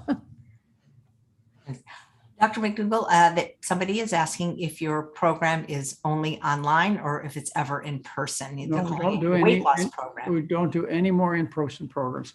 There's a dedicated weight loss program that we put together, which is dedicated to weight loss, and it's much less expensive and time consuming. So you can go to our website and find out about this program. It's been very, very successful. We just put it together a couple of months ago. We got a huge number of signups for it. But otherwise, our 12-day program, which has been as short as 10 days, we ran it for 10 days when we did it in Santa Rosa. It was 12 days when we did it for 16 years at St. Helena Hospital. And now we're back to 12 days, to take care of somebody who really needs support. They've got diabetes, they're on medication, they got blood pressure problems. They've been struggling with their weight a long time. It really takes a period of 10 to 12 days to get them through it. I would say by 4 or 5 days, and we've experimented with this, we've tried to run 5-day programs. They got all the information, but it's just not comfortable. It's not settled in with them. They're off their medications at 4 or 5 days, but they're not comfortable yet. And so the failure rate is quite high when you run a program shorter than 10 or 12 days. And no, we are not going to run a live-in program again, I hope, because the patients are much happier. They get better results. So we've cut the cost of the program by 2/3. It's so comparatively inexpensive.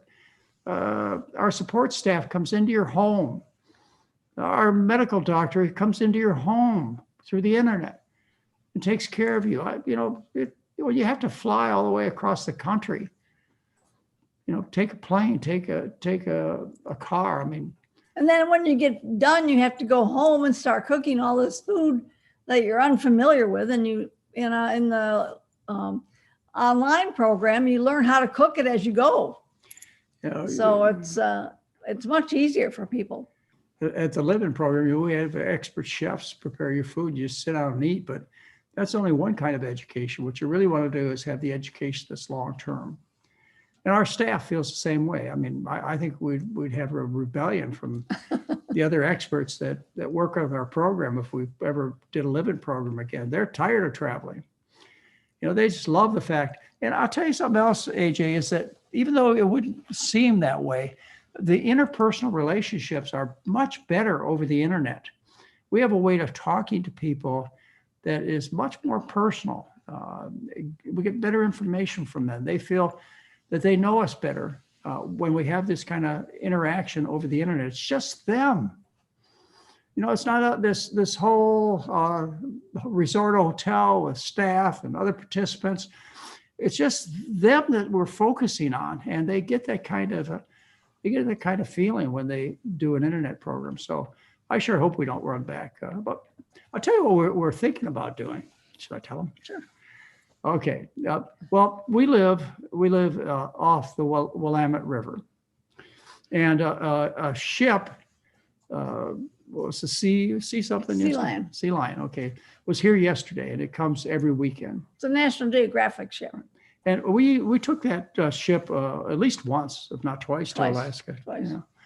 And every time we see that ship, we walk down. It's a couple mile walk, but we walk down to that ship and we kind of look in the doors and the windows and watch the crew kind of get everything ready. And we were down there yesterday with the grandkids, and whereas we took Heather's kids all over the world on cruises and other types of trips, we have 2 sets of grandkids. In other words, 4 of them, 3 little boys and 1 little girl that they've never experienced a McDougall trip.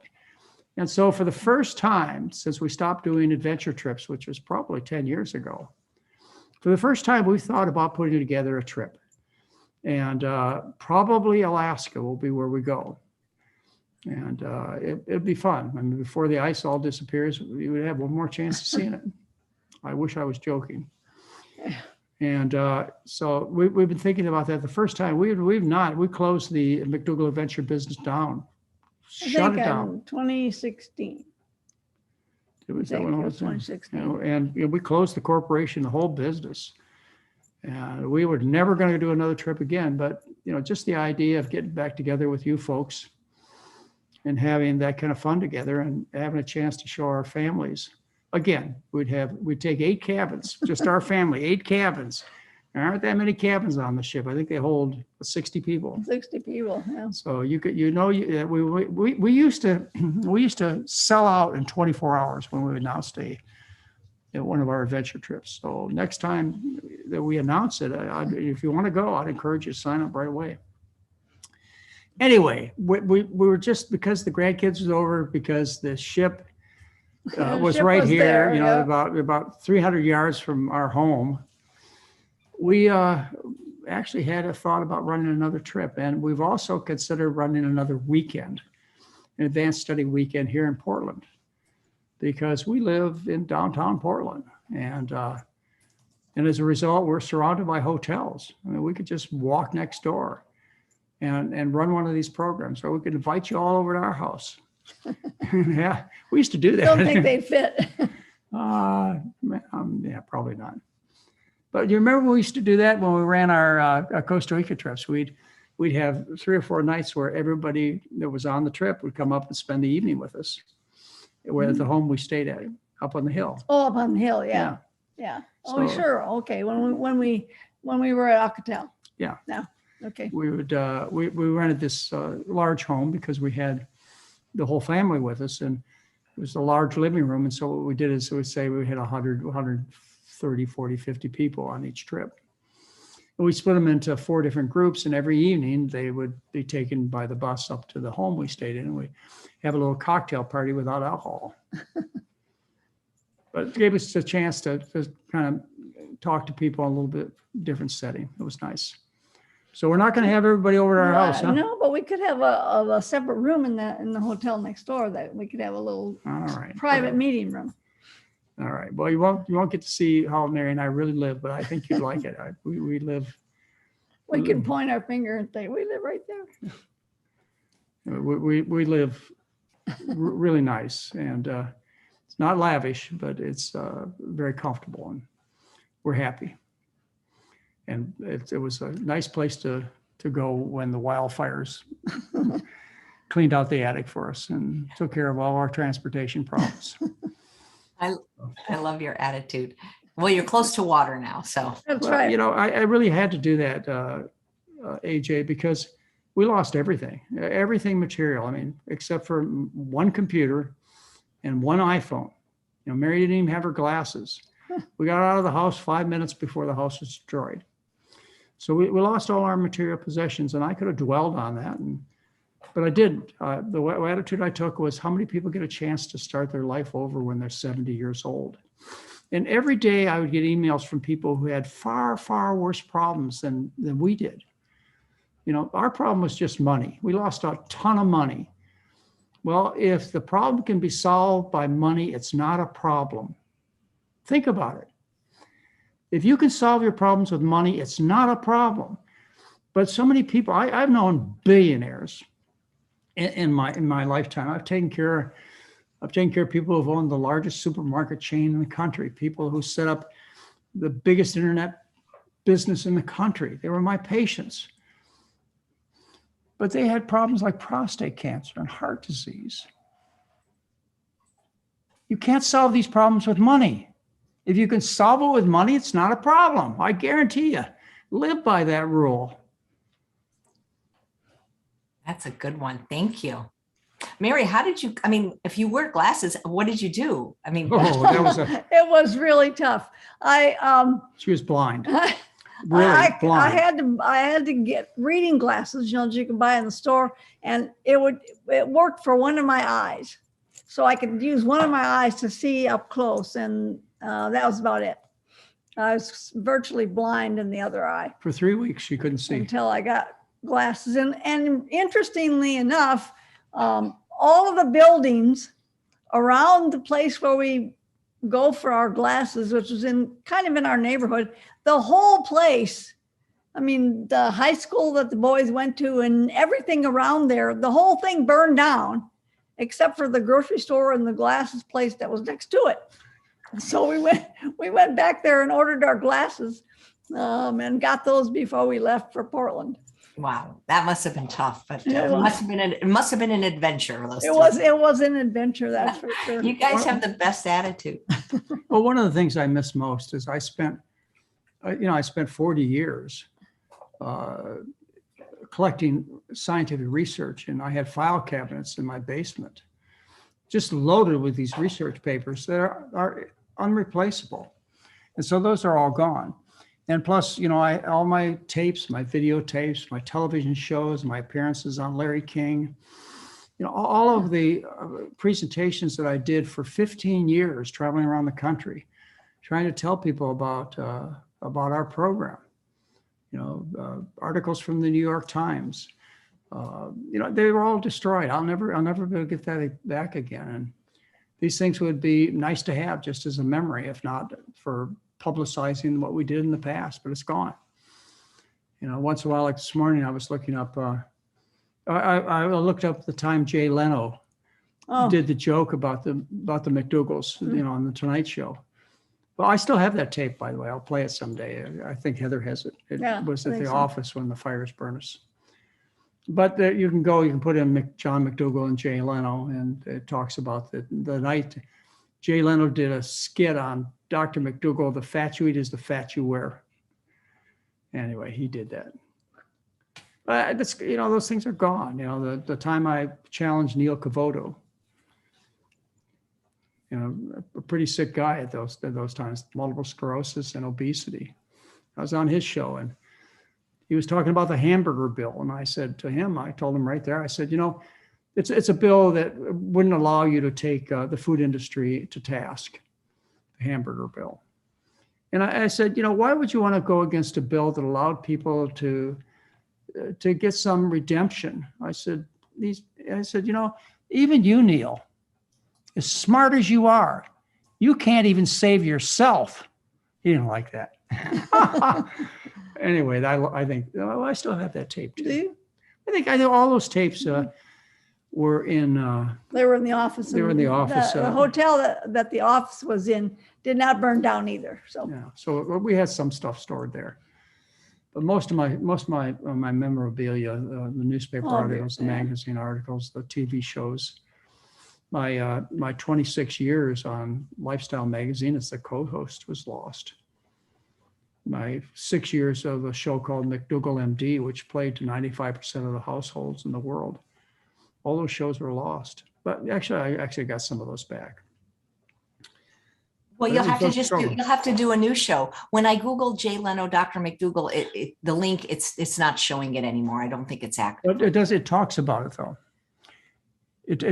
Don't they talk about how Jay Leno made a joke about Dr. McDougall? Yes. 4 times they say he made a joke about it. yeah. But no, the video I still have, but yes, you're right. It just talks about it. I was looking that up this morning. That's fantastic. We'd love to see it, I'm sure. Well, maybe I'll try and get Heather to send those tapes up, and I'll put them out. I don't know. What am I going to do with a VHS tape? I have to take it someplace that converts them to digital. I used to have a machine that did that, Mary, but it burned up. Oh, man. Is there anything you missed from the fire? I mean, like that you just, I mean, like, I just wish I could get my blank pair of shoes. No, I wish I could get my kids' baby pictures. That's something that, you can't find. Every once in a while, one of our relatives will find an old picture of us and they'll send it to us, but all those things were gone. And so all of my kids' baby books and things like that, I wish I had, but and all of the scrapbooks I put together of them when they were babies, I don't have anymore. And all of the pictures that we took, particularly still pictures of our sailboat. Yeah. We used to have a world-class sailboat and we sailed all over the Hawaiian Islands. And the pictures we used to have of the adventure trips. Yeah. And the airplane. We used to have a couple airplanes. We don't have any pictures of that anymore. Yeah. So, there's some things that we think all the amazing things that we saw scuba diving all over the world. We saw the birth of a humpback whale. We I still have some of those. I think about it. Swimming in a bait ball. I have a picture of me foolishly swimming in a bait ball. It's right there on the wall. Yeah, it's on the wall, right? But I have the video, and here I am along with Craig and Mika. Mary skipped that day of diving, swimming in what is called a bait ball, which in this case was formed by 3 dolphins, and they tickle these small fish and they put them in this ball. And then through the ball were diving sharks. They were. There's bull sharks. That was the picture's bull sharks. And there's a few hammerheads too. Anyway, they just kept diving through this bait ball, and you're not supposed to go in the bait ball. Well, guess what? I pushed the wrong button on my inflatable device, and I ended up in the middle of this bait ball. That was almost the end of me. But anyway, we have a picture of that too. Oh, I could show that. I can show that to you right now, actually. That's on this computer. That's funny. Well, you feel free to share. There's a question if there's a family option for the McDougall program. I have 3 young children, 7, 5, and 4, and I want to go fully plant-based, but have already made many mistakes while attempting it. We'll do it in your home. I mean, you can't think of a better family option than for us to come into your home where you get to take care of your young children. They're right there, and we'll just come in and we'll teach it to you. And not only that, we'll have our support staff. We have three people, very competent people who will, every morning, they'll meet with you and ask you about how you're doing and what your blood sugar is, what your blood pressure is, what medications are you taking today, what do you plan on eating today? Let me show you these particular recipes you might think about. And, you're having trouble doing this kind of cooking. Well, let me tell you where the problems are and how you make a successful meal. And, we're right there in your home. It couldn't be any better. And, it's not like dragging your family to Santa Rosa, California, it's being stuck in a hotel room for 10 days. This is easy, folks. What we're doing now is easy. It's universally, without exception, it is considered by people who've been to both programs much preferable. And we have a lot of people who've been to our, sometimes to the St. Helena Hospital, and most of them to our Santa Rosa program, who take the telemedicine program now, the 12-day internet program. And every single one of them says, well, when they come, they're a little concerned, a little suspicious. They're not going to have the same kind of when they get done, they all say, I'll take the telemedicine program over the resort program because of what I just told you. Great. Here is a question from Joanna. AJ, I was going to add something else. Sometimes people ask, well, it's a family situation. And what we find is a lot of people, they'll sign up themselves and their wife or their husband will be sitting next to them during the entire program. They don't get the medical care, but they get all the education, all the help, So if you want to attend the program as a family and you sign up as one person, who knows? Who's going to know? One person gets the medical care, but everybody else gets to sit there and listen to the lectures. Gets the support. And join in. Gets their questions answered, because Mary and I meet with the whole group every morning. We have a fireside chat every morning for 45 minutes, and people are encouraged to ask their questions. And that's really fun too. They like the fireside chats. I'll tell you one other thing we do. Well, we have Chef AJ that teaches there. But in addition to that, we have something, we have a get together every morning where the participants, they get together and maybe over breakfast or lunch or whatever time zone they live in. And they get together and they meet just among themselves. There are no staff there. So they can talk, well, I didn't like this, or I got this. They love that, hour and a half, 2 hours they get to spend together by themselves and just get to know each other. And it's a tremendous amount of support. That's why we do it. You see yourself getting better, and hey, the next person's getting better too. And the next person wow. And they exchange ideas. Yeah. So there are a lot of real positive things that we've been able to do by going internet. Great, thank you. Johanna asks, I love your lectures. I've been eating whole food plant-based for 5 weeks and my blood work today came back and it was 235. The doctor wants to put me on cholesterol meds. Do you agree? No, I mean, assuming that you're an otherwise healthy person, the benefits of cholesterol medications are essentially none. And that you could go to my website in my May 2013 newsletter, and you can read about who should take statins. And it's a very thorough discussion. In fact, I have the world expert, John Aberson, who's the world expert on statin drugs. He's the guy who goes in and sues the drug companies. He gives a video presentation on who should take statins. And what we find is because statins are so weak in their benefits. Remember, the problem is the food. It's not just the cholesterol, it's the trimethylamine that I just talked to you about. There are a whole bunch of components to the unhealthy food that damage the body parts, including the arteries. And just taking care of one of those risk factors, the cholesterol, you haven't really solved the problem. You've got to fix the food. And that's why you get such little benefit from taking statins. And because the benefit's so little, you have to take really sick people to show any benefit. The general population, which is healthy, which I assume you asked me about this person, she's otherwise a pretty healthy person. I don't care what her cholesterol is. Statistically, scientific study-wise, she's not going to receive enough benefit that it is recommended. The standard recommendation is for her to not take cholesterol-lowering medications. I know the doctors are pushing it. Only people who are involved in secondary prevention, in other words, you already had a heart attack or heart surgery or a stroke, only those people can you show the benefit, because you got to take really sick people. And when you apply a really weak drug, you can show some benefits. Do you see what I'm saying? So if you have a cholesterol 235 and you're otherwise a pretty healthy person, you haven't had a heart attack or heart surgery, then I wouldn't put you on statins. No, but if you'd had heart disease or any other serious manifestation of atherosclerosis, I do prescribe statins. I worry about every time I do, because I think, is the patient thinking, well, McDougall, if you thought your diet was so darn good, you wouldn't give me a pill. I feel like I weaken my relationship with people by giving them a drug. If I think my diet's so darn good, why would I give you a pill? Well, the reason I do is because I'm trained, professionally trained. I'm a board certified internist. I'm trained in drug therapy. I went to medical school and I went through a residency. I spent 7 years learning how to push drugs. So I'm going to give you the best of all worlds. So I'm going to give you what I learned about diet therapy, which has been my love, my expertise for 46 years. But I'm not going to forget the treatments that give you more good than harm. I'm going to give you everything.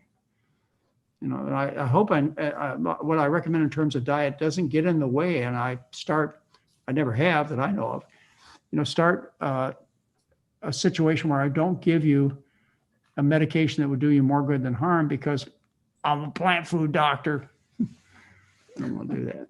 I want to give you everything. I really do. I think you deserve the best. Great, thank you.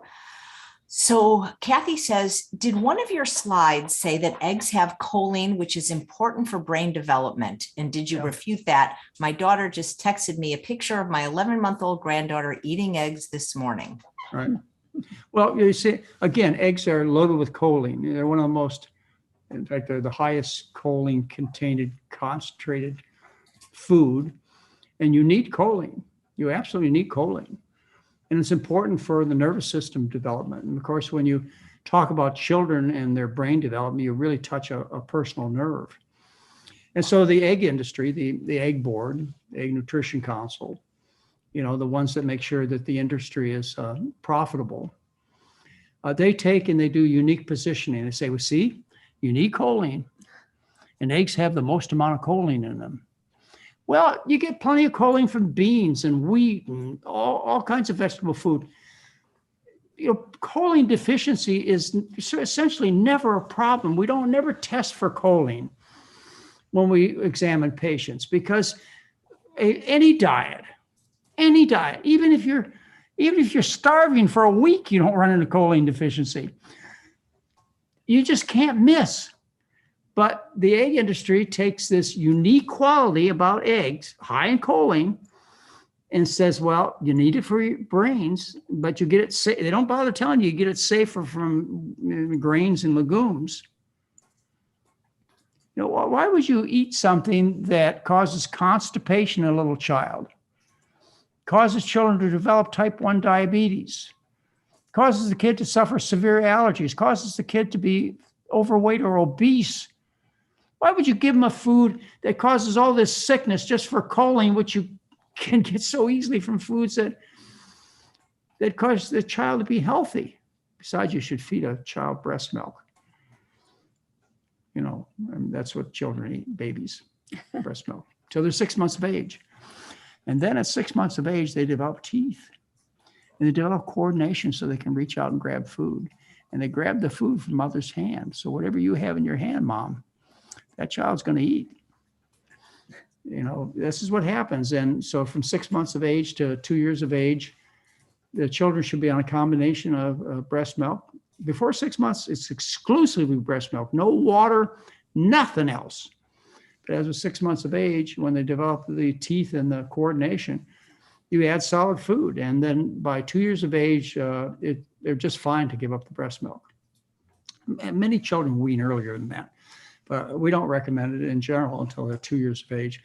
And many children breastfeed till they're 4, 5, 6 years old. That's a little old. Yeah, that's done for other reasons. Mom doesn't want to stop being a mom. And but it's safe and healthy, and many women do it, particularly in other cultures, though. Particularly in cultures where there's a problem with food supply, the only way they can keep their children alive in many countries is by continuing the breast milk. Anyway. Great. Mary, here's a question from Fernanda. I'm reading the Starch Solution and I can't find sweet lighter bake. What can I substitute? Oh, they don't make that anymore. You have to use something called, plum puree, or you can make your own lighter bake by, maybe Sunsweet still might make it. Sunsweet, it's called plum puree. So they don't make the lighter bake anymore, but basically what lighter bake was just pureed plums. So you can use, so you can use baby food prunes. That works well. So just out of a baby food jar? Yeah. Okay. Or you can buy little cans of something called plum puree and just mix it up until it's a little bit thinner than the puree that comes out of the jar, and use that in the same amounts as I recommended for the lighter bake. Thank you. And then I saw another question. Have you seen the plant-based Just Egg? Asks Christine. Just Egg. It's a plant-based product. Yeah, but I don't know how clean it is. I'll Google it. I've not seen it. So, but I never look for things like that. I don't go in the store and pick up all the things that are, there's a whole shelf, where the eggs are or where the egg replacers are. There's a whole shelf that has all these egg beaters and just like eggs. And there's boxes up there, and I never pick those up and read them because I figure they're not going to have anything good in them anyway. Just remember, many of them have egg whites, like egg beaters. They're made of egg whites. Yeah. This one's definitely vegan, but I'm not sure how clean it is. I'm trying to look up the ingredients, but Okay. Well, there are some products out there that we would include in our program if they fit the test. And the test being there's no added oil, there's no animal products. Those are the two rules that pretty much cover everything. here's the ingredients: water, mung bean protein isolate, expeller pressed canola oil. Yeah, there you go. Two things. First is the protein concentrate, and the second thing is the oil. You still So, there? Yeah. Thumbs down. Thumbs down. Jerry says gluten. Is that you or me? No, it's not me. I'm not calling That's you. Did I you got it, say- Mary. I got it. Jerry asked, did you say that gluten causes bone loss? Yes. Isolated wheat protein, which is gluten. Is that right? What Isolated wheat protein? Yes. Yeah. Yeah. it's Isolated gluten. wheat protein, and the reference for that is well, in one of my articles on protein, it's on the website. But yes, isolated wheat protein. You see, the way they make gluten is they take the wheat berry and they grind it, and then they wash it with water, the ground up flour, so to speak, and they wash away everything but the protein, and then they turn it into a popular ingredient in Chinese restaurants, which is wheat protein, which is gluten. Well, it's the same thing with what she was saying with the pea protein. They use a lot of pea protein. They wash all the pea stuff away, and you just have this glob of pea protein. And they use that for the fake meats now, and now they're using it for fake eggs. Yeah, and same thing with isolated soy protein.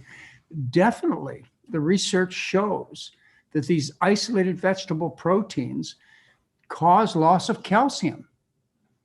There's no controversy about this. I would look up, I'd go to Google and look up calcium loss or bone loss and isolated vegetable protein. You should be able to find it that way. But I have the research, and I'm glad to share it with you.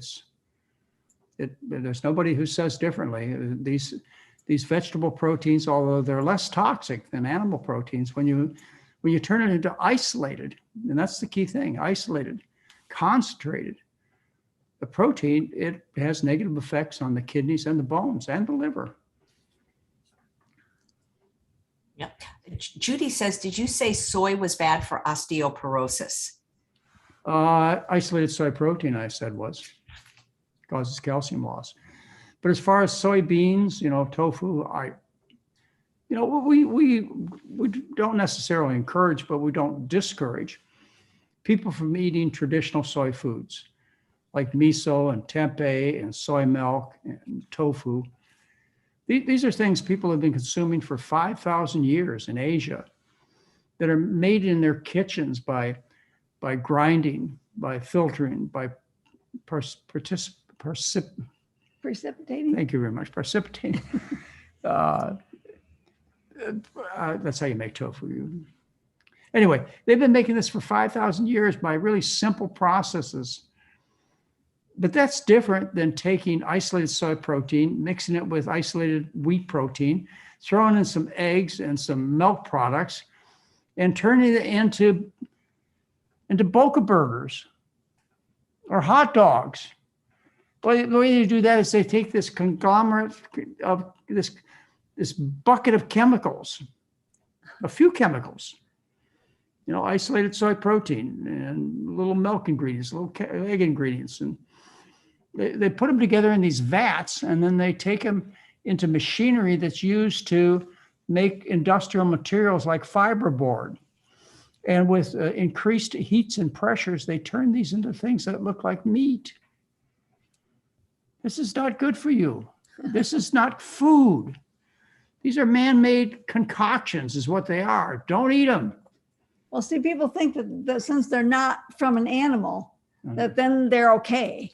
Well, that's why we have what I categorize as fat and sickly vegans. Yeah. They buy into these fake foods.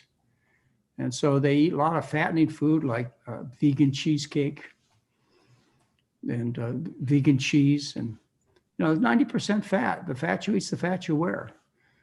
Or they buy into the low-fat isolated soy protein things like burgers and hot dogs and turkey, tofuki they call it.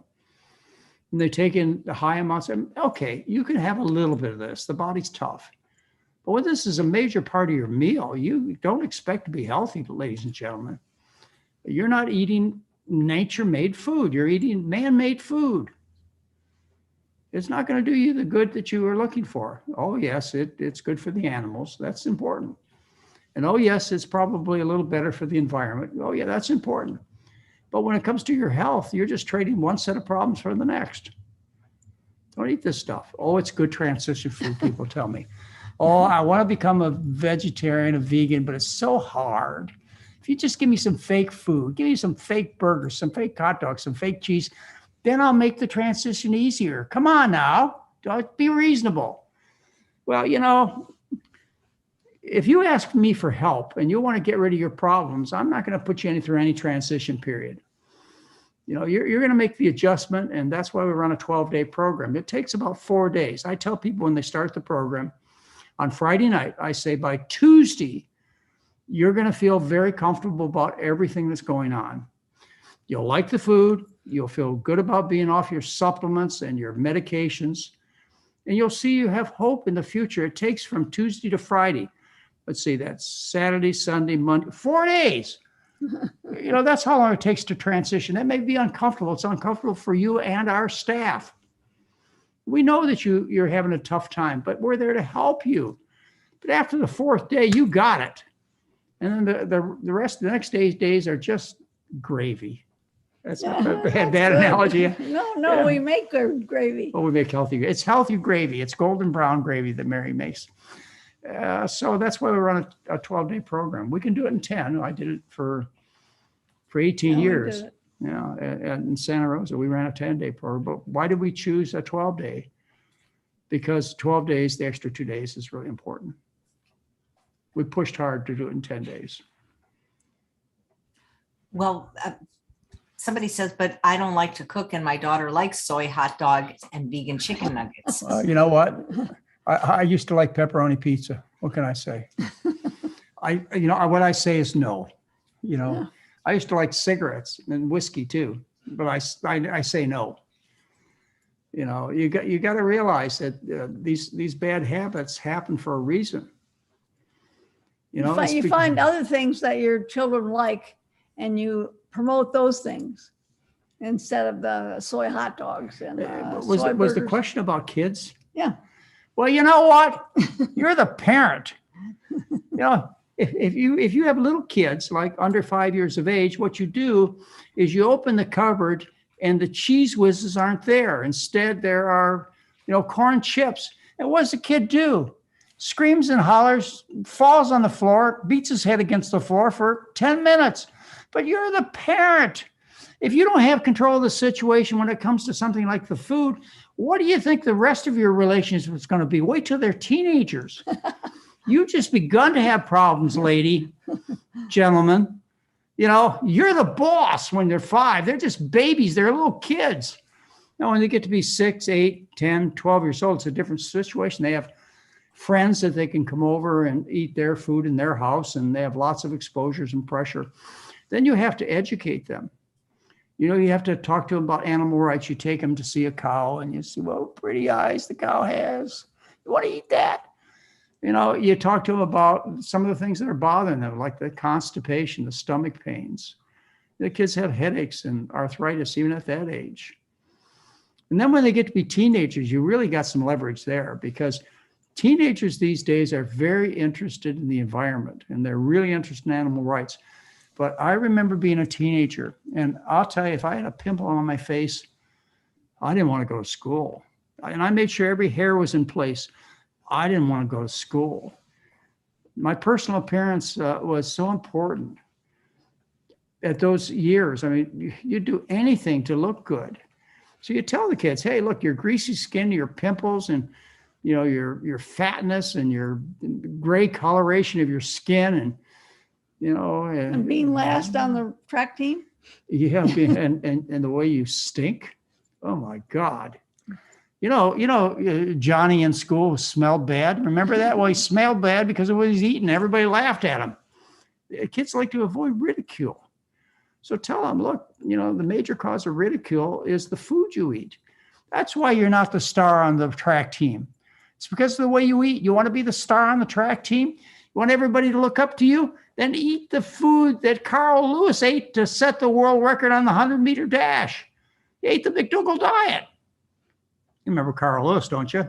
The world's fastest man? Well, he set records on our diet. Yeah, yes, he did. August 1992, Runner's World magazine. So kids don't remember that anymore. They don't know Carl Lewis. All right. Well, there are a lot of athletes these days that have discovered carbohydrates, runners and gymnasts and so on, because they keep trim. And it's proved without a doubt that you perform better athletically on sugar, carbohydrate. In fact, the athletes these days, they try and pick high glycemic index foods. Those are foods that raise the blood sugar very effectively, like potatoes. They push potatoes between their events because they need to get their liver and their muscles restocked with glycogen so they can go out for the next event. Athletes know this. They know about the recovery is so much quicker on potatoes, high glycemic index foods. Yes, they do. And, they want to win. Like Carl Lewis, when I met Carl Lewis in the late 80s, early 90s, it was on Twin Cities Live. It was just a morning talk show. He came in with his entourage to the green room and started complaining about how he couldn't find a diet that would allow him to lose the extra couple of ounces he needed to set the 100-meter dash world record. So every time he went on a diet, he became weak. And when he was off a diet, he was too heavy to win. I said, hey, Carl, and I was selling the McDougall Program book at that time. I said, hey, Carl, you try this. Well, he did. Not only did he win all these events, he set the world record for the 3 longest jumps. He won all kinds of medleys with his teammates. And he set the world record for the 100-meter dash on our program. And Runner's World magazine, I think it's August 1992, talks about this. Well, not only did he do it, he sent his sister to our program. Our program is St. Helena Hospital. That's how good he felt about it. And you want to hear about all this from Carl Lewis's own mouth? You go to the McDougall website and you put in the question bar, Carl Lewis. And it'll play for you the radio show, the hour-long interview I did with Carl Lewis. He'll tell you that he followed the McDougall diet. And he won all these events. So, you want to make get your kids to eat well, you talk about their performance. You talk about ridicule. You talk about animal rights. You talk about the fact they have no future because the planet is burning in hell because people like to eat meat. The kids know about this. This is not a secret you can keep. We've got kids in junior high and high school. They're afraid. They think they know that their future is bleak. What they don't understand is there's an option. And that option is only one. You only have one card to play, folks, and that is we need to change the planet into a vegan eating human species. We're darn close to it. They've got to at least eat traditional diets like the Mayans and the Aztecs and the Incas and the Chinese and the Japanese and the Ukrainians used to eat, which was only a few years ago. Remember, they're the breadbasket of the world. What do you think they eat there when you're the breadbasket of the world, huh? They're not the meat basket of the world. They don't have a meat basket. Do they have any meat baskets of the world? I don't think so. You know what we're going to have to face here, because there are going to be food shortages. They talk about it on the news all day long. We're going to have to face a situation where we stop wasting food by feeding it to animals. And just like they did in World War II in Denmark. I tell this story, you've probably heard it a dozen times. But during World War I, did I say World War II? I meant World War I. What they did is the Danes, under the direction of Mikhail Hinhidi, they all became vegan. They stopped eating the animals. If you were a pig farmer, you maybe got a piece of pig once a month. If you were the richest person in Denmark, maybe living in Copenhagen, you got beef once a year. So you have these 3 million Danes who changed their diet because of the food shortage caused by the the British blockade of the North Sea. They tried to starve the Germans. And the Danes, instead of being starved, they decided they were going to eat the foods the animals were eating. So they became vegetarian for that 4-year period of time during World War I. The result was they had a 34% reduction in dying. It's the lowest reduction in death rate ever accomplished in Denmark pre or post World War I. They also had the lowest incidence of Spanish flu deaths of all European countries. So if the Danes did it, if 3 million Danes do it, 7 billion people on planet Earth can do it. Because we have just as much stake as the Danes had during World War I. They were about to be exterminated. Well, ladies and gentlemen, open your eyes. Did I say that clearly enough? Enough. I wish I could joke. But anyway, we have a website dedicated to this. It's called the McDougallfoundation.org. I'd spend some time there, and I also throw your extra money into the foundation, because we have a cause, and that cause is one of optimism.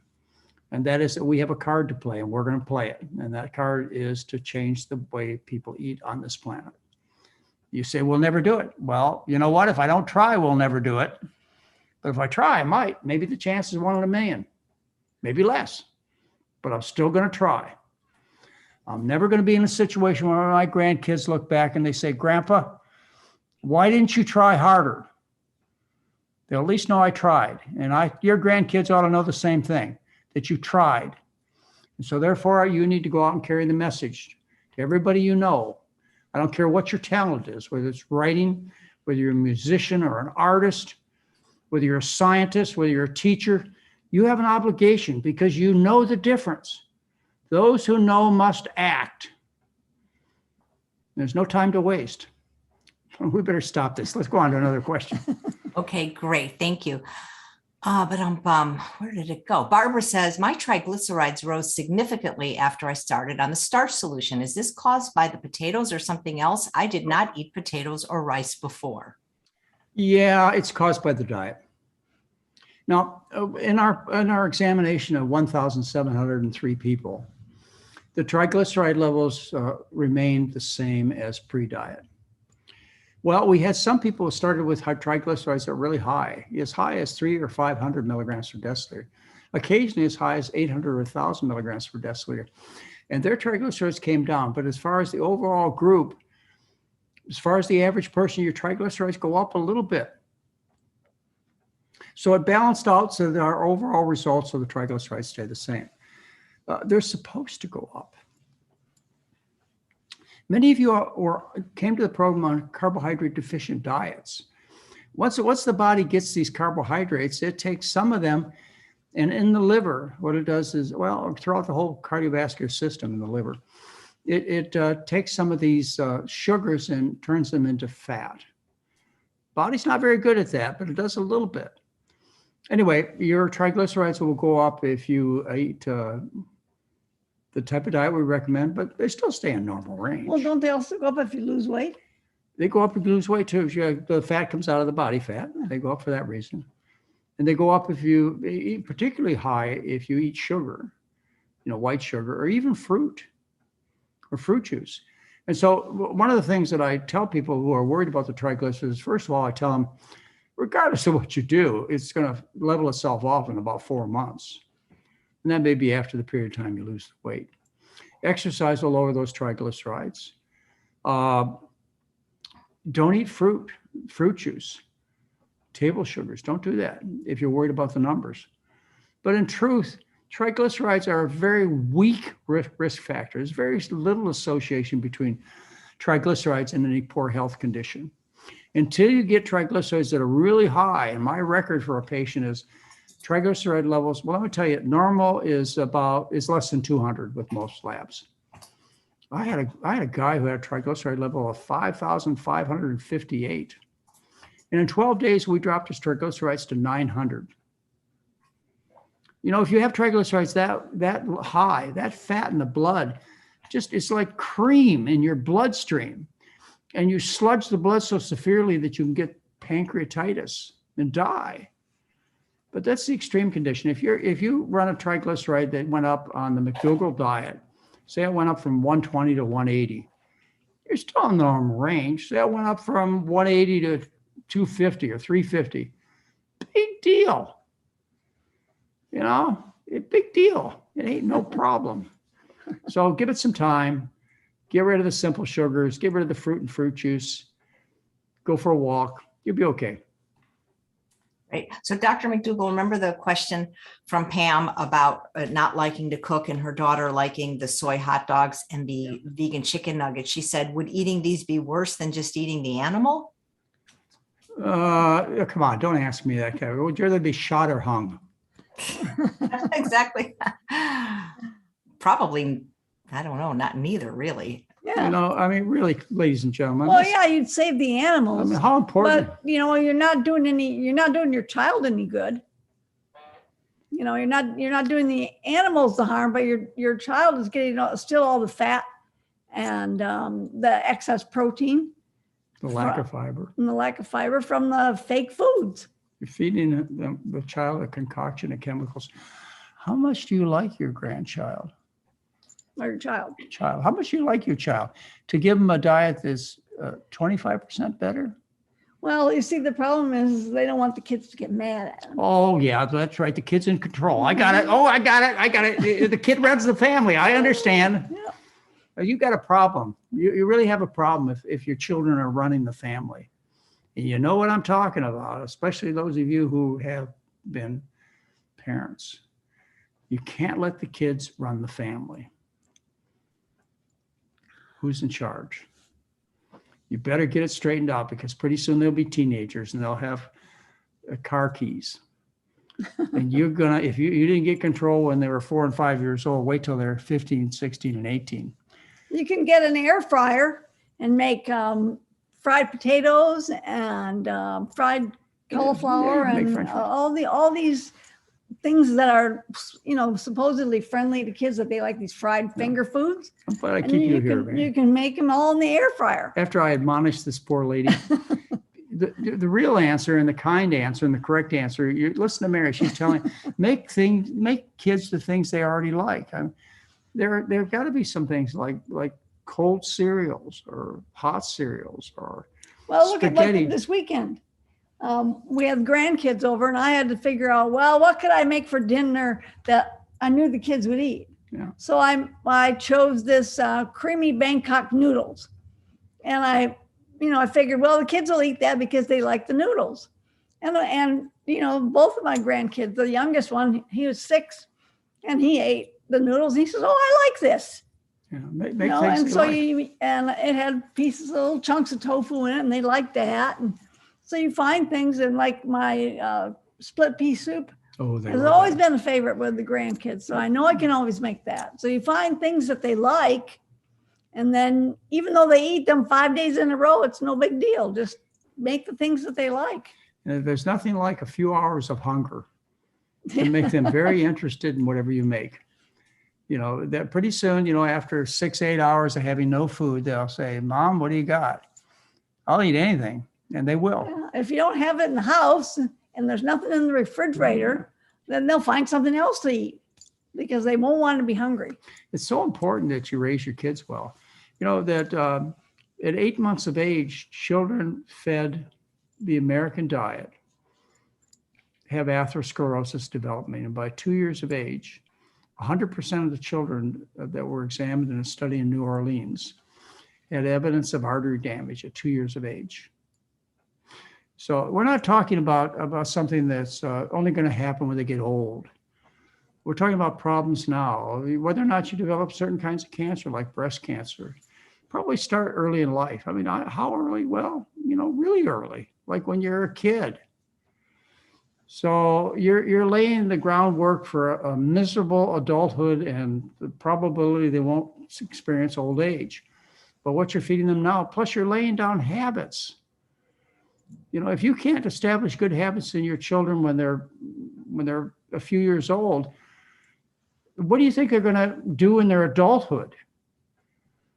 You know, you learn your habits from your parents. I learned to smoke cigarettes from my mom and dad.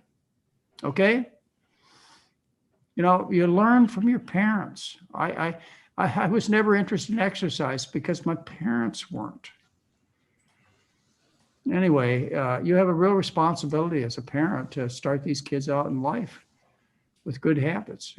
And if you feed them this garbage, then that's what they're going to eat when they're adults. And they'll probably go back to the real stuff. Oh, it just looked like the fake stuff. I might as well eat the real chicken and the real pig and the real cow. And oh, the fake cheese, I couldn't find the fake cheese. I'll just eat the cheese from the cow.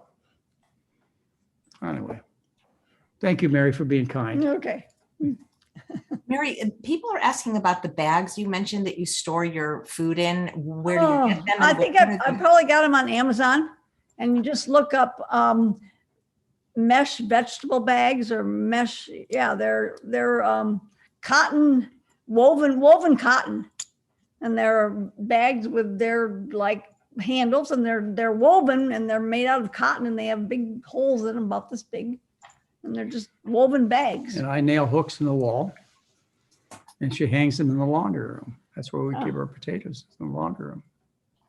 Yeah, we have 100-pound hooks, and the straps, the bags just fit right on these hooks, and I hang them, in the laundry room. I suppose in our old house, I would have hung them in the basement. Yeah, back when we used to have an old house. Right. So you actually wrote a whole book about this, I believe, but Nima says, can Dr. McDougall talk about the starch solution in pregnancy? Actually, I wrote an article. It's in my my January 2011 newsletter, and you can read it. It's about pregnancy. And if you can't find it there, if I gave you the wrong reference, and I don't think I did. Well, you can just go to the website and put it in pregnancy. Yeah, go put in pregnancy, or you can go to Hot Topics. And there's a Hot Topics under nutritional topics called Pregnancy in Children. It'll be listed there, the best diet for a pregnant woman. I actually wrote it for one of my children who was about to have their first child. And I thought I could be of some influence on them to talking about how to have a healthy pregnancy. You know, how to avoid a cesarean section, which you have a cesarean section because you grow a baby too big to fit out your birth canal, because you overnurish the baby, and the baby grows to 8, 10, 12, 14 pounds.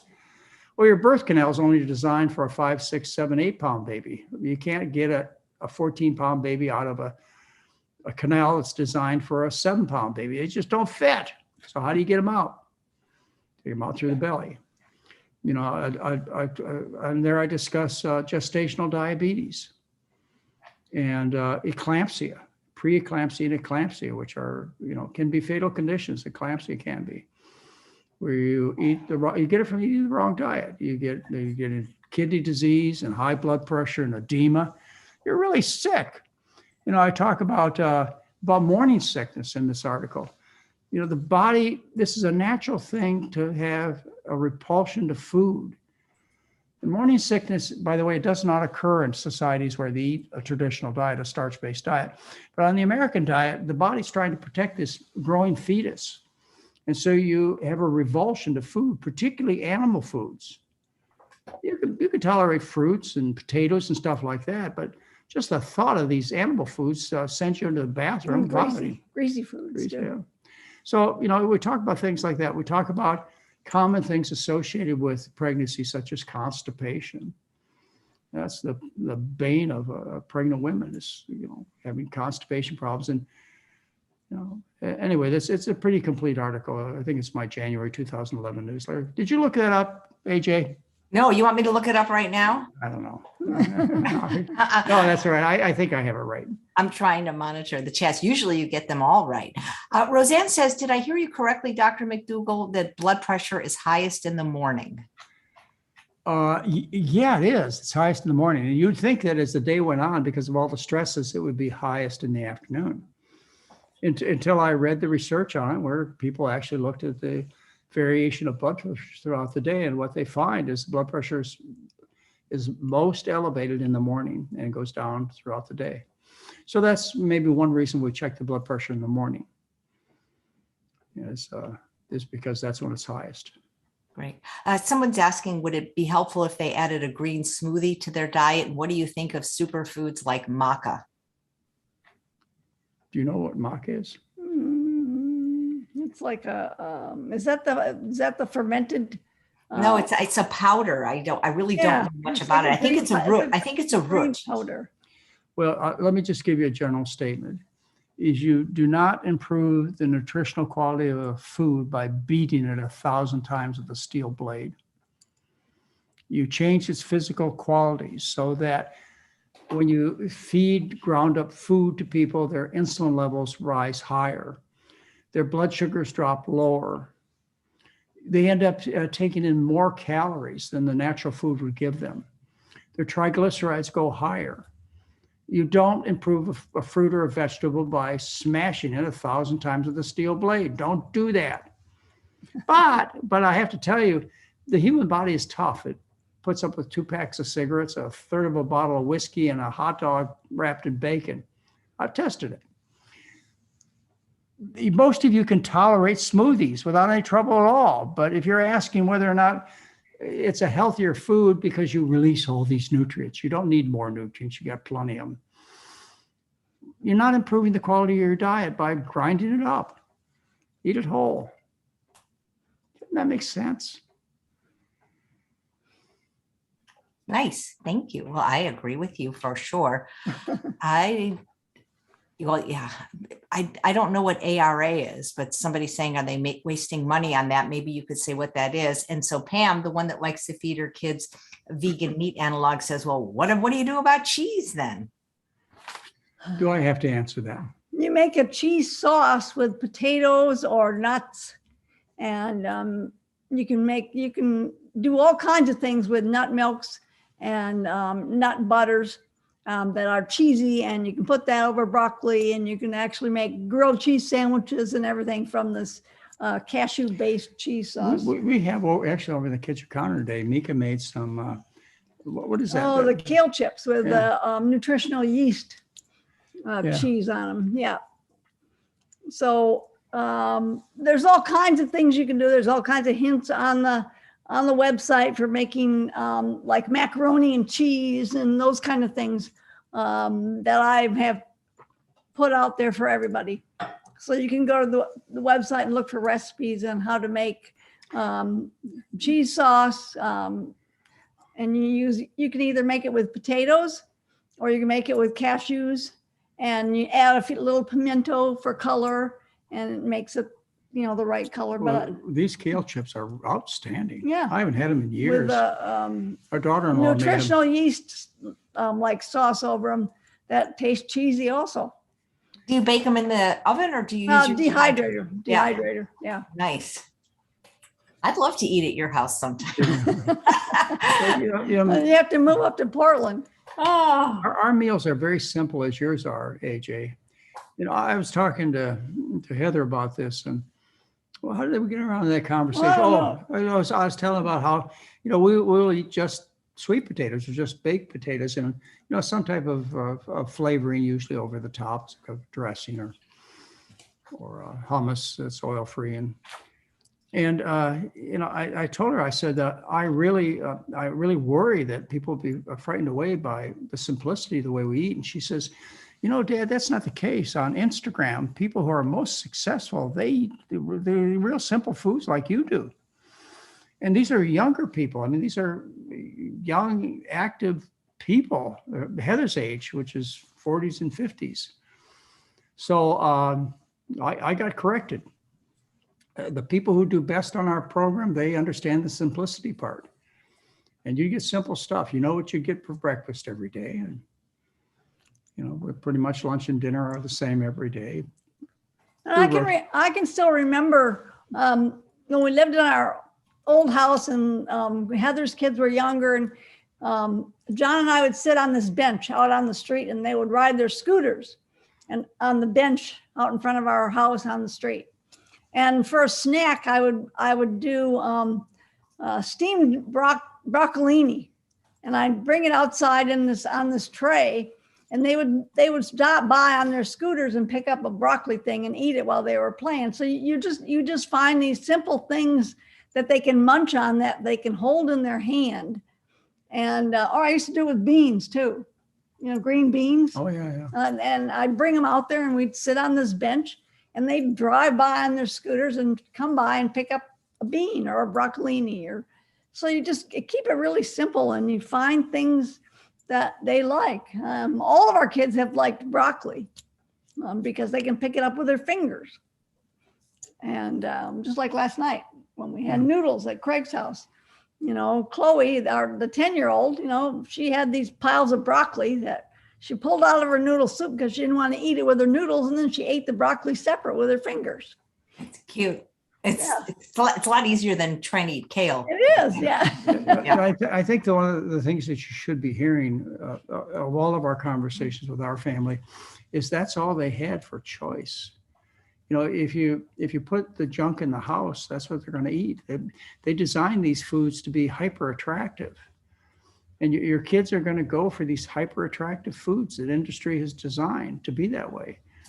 So if you don't have the packaged foods, the junk in the house, instead all you have is, you got to put some work into it, some effort into it. So you have things that they will like. And you do that, like the things we've been talking about. You think about kids like simple stuff. I remember when we were raising our children, they didn't like to see the vegetables. That scared them. Oh, when they were younger. Yeah. So I would make this sauce and then I would put the sauce in a blender and then pour the vegetable sauce on top of pasta or on potatoes and they would eat the vegetables that way. Yeah. But as they got older, they liked to have things they could pick up with their fingers and dunk into a sauce. So if there's something about the meal that scares the kids, like the broccoli, just grind it up and throw it in the tomato sauce. Great. Thank you. What are you drinking, Dr. McDougall? You right here? Mm-hmm. Soda water. You can't see it. my Kinda days like of that. There you anything, go. my days of anything stronger than water have passed. Nice. Do you have a soda stream or do you get the No, bottle? We have a soda stream, but we also buy what do we have, the thing, the penguin thing that we use, but we also buy it in bottles or cans like you do. Nice. So you'll love this question, Dr. McDougall, and I'm sure you addressed it in a newsletter. Mary Lou says, I'm 71 and my doctor wants me to take calcium supplements due to bone loss. They are constipating. What can I do instead plant-wise? Well, only some of the antacids are constipating, like the calcium-based antacids, like Tums. Calcium is constipating. And whereas a magnesium antacid is not, in fact, it causes loose stools. So you get a magnesium-based antacid, and it's the alkaline part of the antacid. It's not the calcium or the magnesium or the aluminum, which is, you don't want to take aluminum, but they make aluminum hydroxide antacids. It's not that what they call the cation part. It's the anion part. When it comes to Tums, it's calcium carbonate. It's the carbonate that neutralizes the acids, the dietary acids, the metabolic acids that we talked about that help the bones. I prescribe antacids for women as a last resort when they are worried about their bone strength. I prescribe 2 Tums a day.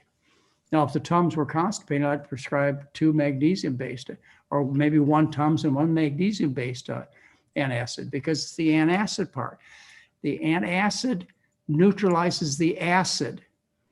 Rather than your bones neutralizing the acid, you take these antacids. So there you go. Solve that problem. Right. Perfect. What is a good oatmeal to buy? Asks Pam.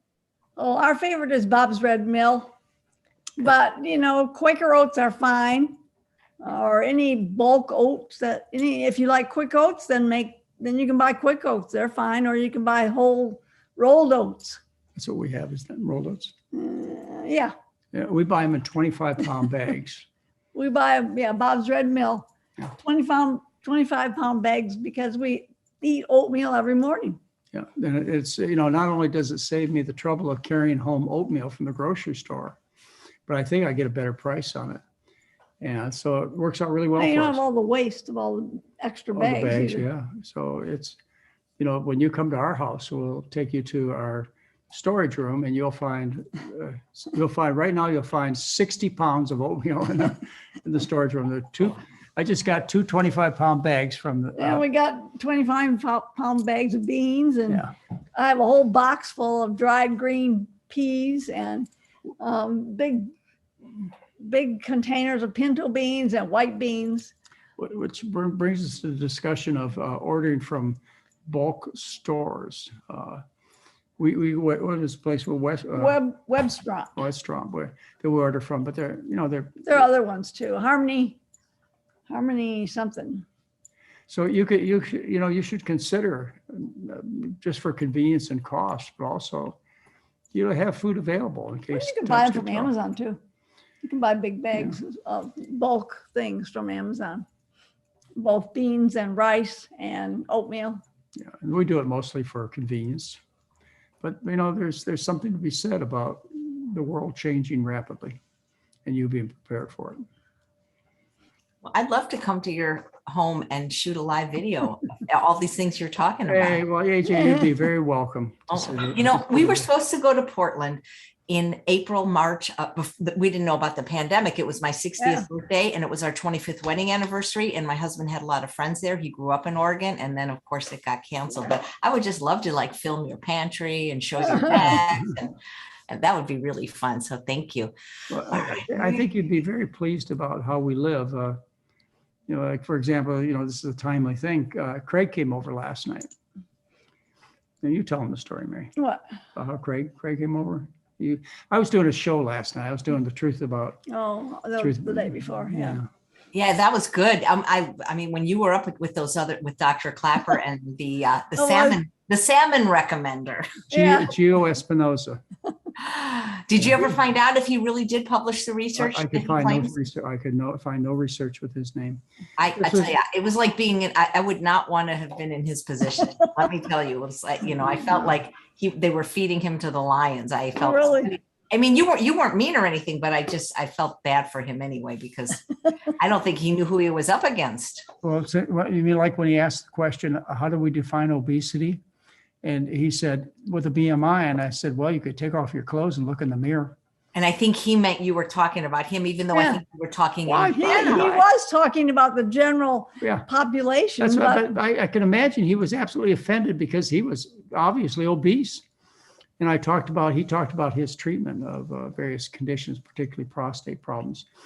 And I asked him, well, do you use supplements? He says, yeah. I said, well, do you sell these supplements? I asked him twice. He says, yeah. So of course he recommends. He started out promoting as the most important part of your diet to eat salmon. And by God, the salmon are almost gone. And so I wouldn't put up with it. I said, I'm not going to take any more of this crap. I said, I can tell the methyl mercury content. I can tell how much fish you eat by the methyl mercury content in your body. He tried to say that salmon didn't have any mercury in them. I don't get it. Honestly, even before I was vegan, I never got fish or eggs. It's like they were both so gross to me. Why would you want to eat those?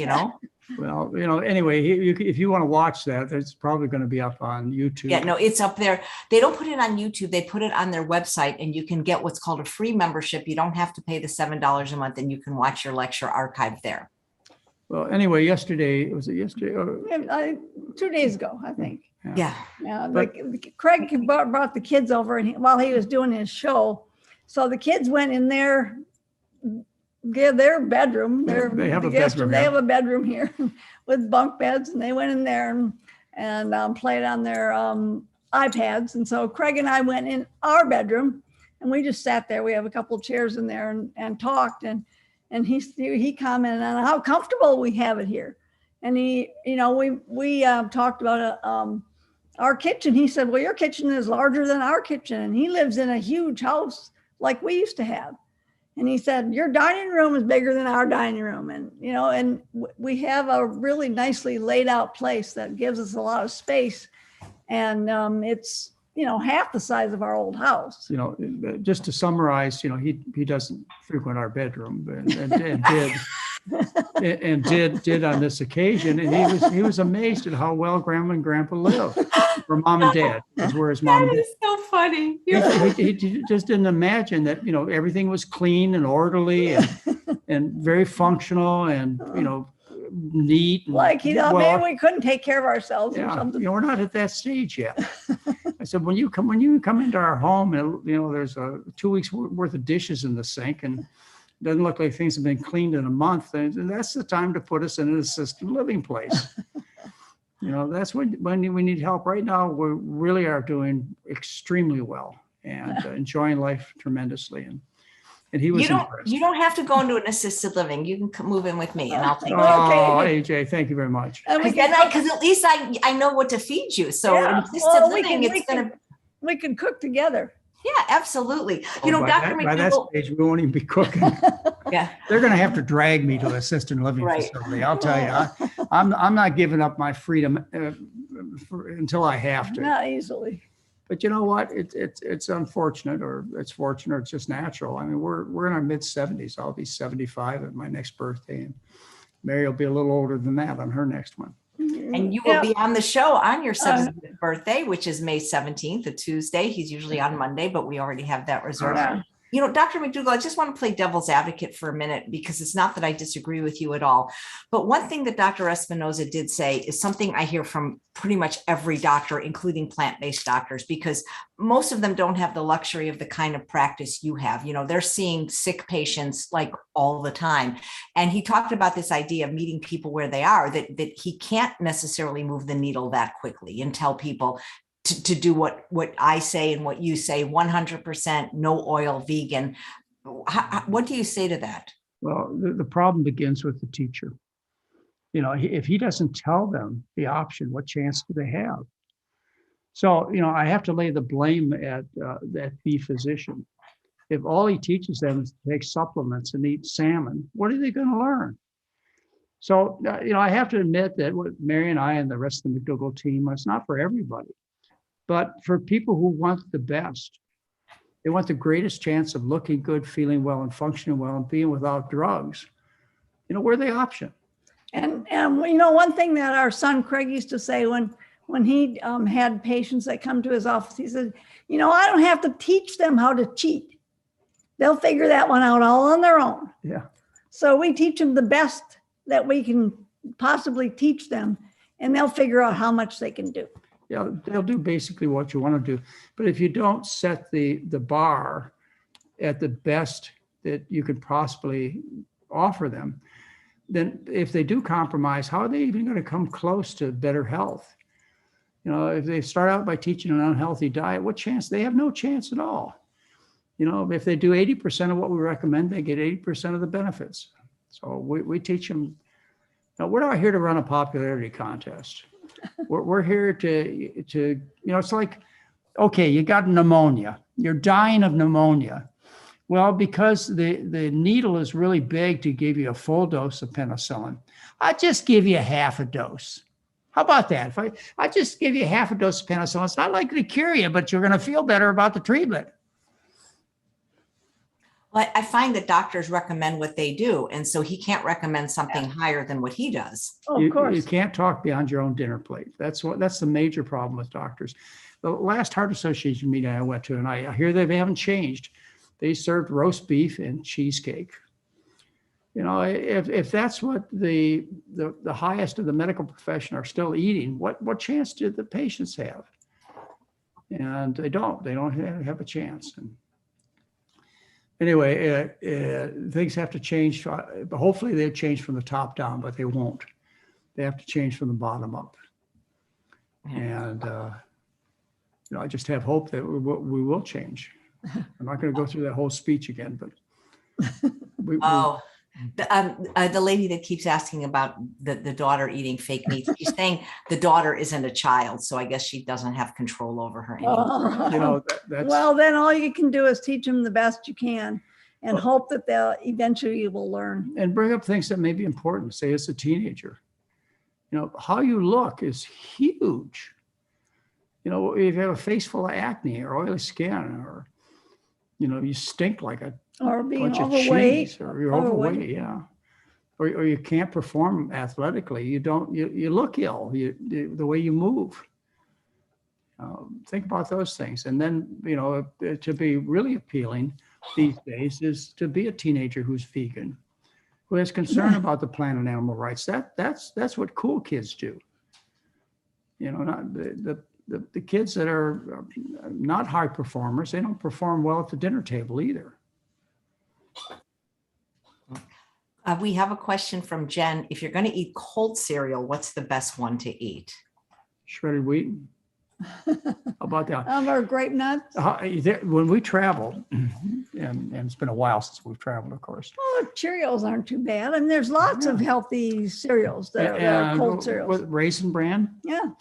I would go through the cafeteria line, at a restaurant, a buffet line, and I'd get a great big huge bowl or 2 bowls of a dried cold cereal, and I'd put fruit juice over it. Because then you added the water and you added the sweetness just with the fruit juice. And boy, oh boy, I really liked my breakfast. I loved my breakfast. I loved fruit juice and cold cereal. Yeah, but people thought we were weird, of course. Yeah, and then we would get a bagel, which is, you can get some clean bagels out there, and whole wheat toast and put a little jam over it, and get hash brown potatoes that are cooked on a dry skillet. The waitress will come out and they'll say, it'll take a long time for the chef to make your potatoes on a dry skillet. We already have them made all full of grease. We made them this morning before the restaurant opened, all full of grease. And I say, I got time. That's all right. Just go back, tell the chef to clean off the griddle and cook my potatoes. I'm willing to wait because I can't eat the greasy ones. So that's what we did when we traveled. Order fruit. You can always order a bowl of fresh fruit when you travel. Oatmeal was always a big hit for us. Nice. Well, you're going to love this question from Claudia. What if you're not losing weight on the Starch Solution? I know that there's a book just for her. Well, I hate to say it because you know me, I always am politically correct. Walter Kempner said all dieters are liars. Now, you may not be lying to me, but you may be lying to yourself. And it may not be a conscious lie. It may be a misunderstanding. You just don't understand the concepts. Look, ladies and gentlemen, before 1980, there were 2 billion Asians. Nobody was overweight. Okay? I went through the Vietnamese conflict, and I used to watch newsreels. It'd be 100,000 Vietnamese standing in a town square. Nobody was overweight. You could even today, you can look at, they're talking about the COVID-19, the COVID infection that's running rampant in China right now. Look at the pictures of their citizens. The peasants or the lower class people Yeah, are all skinny, but all the the higher ranked individuals are heavy. You mean like that guy from Korea? Yeah. they all have adapted the Western diet. Anyway, no, it would be, I can't imagine how you can be overweight on a starch-based diet, even if you don't exercise. The ministers, the teachers, the homeschooling parents, they don't toil in the fields. They don't get heavy exercise, and they're all trim too. This is the diet for a human being. It's just like when I gave my lecture on obesity to you guys a few months ago. I pointed out that in the animal kingdom, there are no fat animals unless you take them home and you feed them table scraps. And then they become a pudgy cat or a pudgy dog. But otherwise, you look at all animals living in their natural environment with their natural food, and there are no fat gorillas. There are no out of shape hippopotamuses, no obese giraffes or monkeys. It just doesn't happen any place but when somebody stops following their natural diet. The natural diet of people is starch. And so if you eat what we recommend, which is 90% starch, you avoid the oils and the nuts and seeds and avocados, you're going to hit trim body weight or less.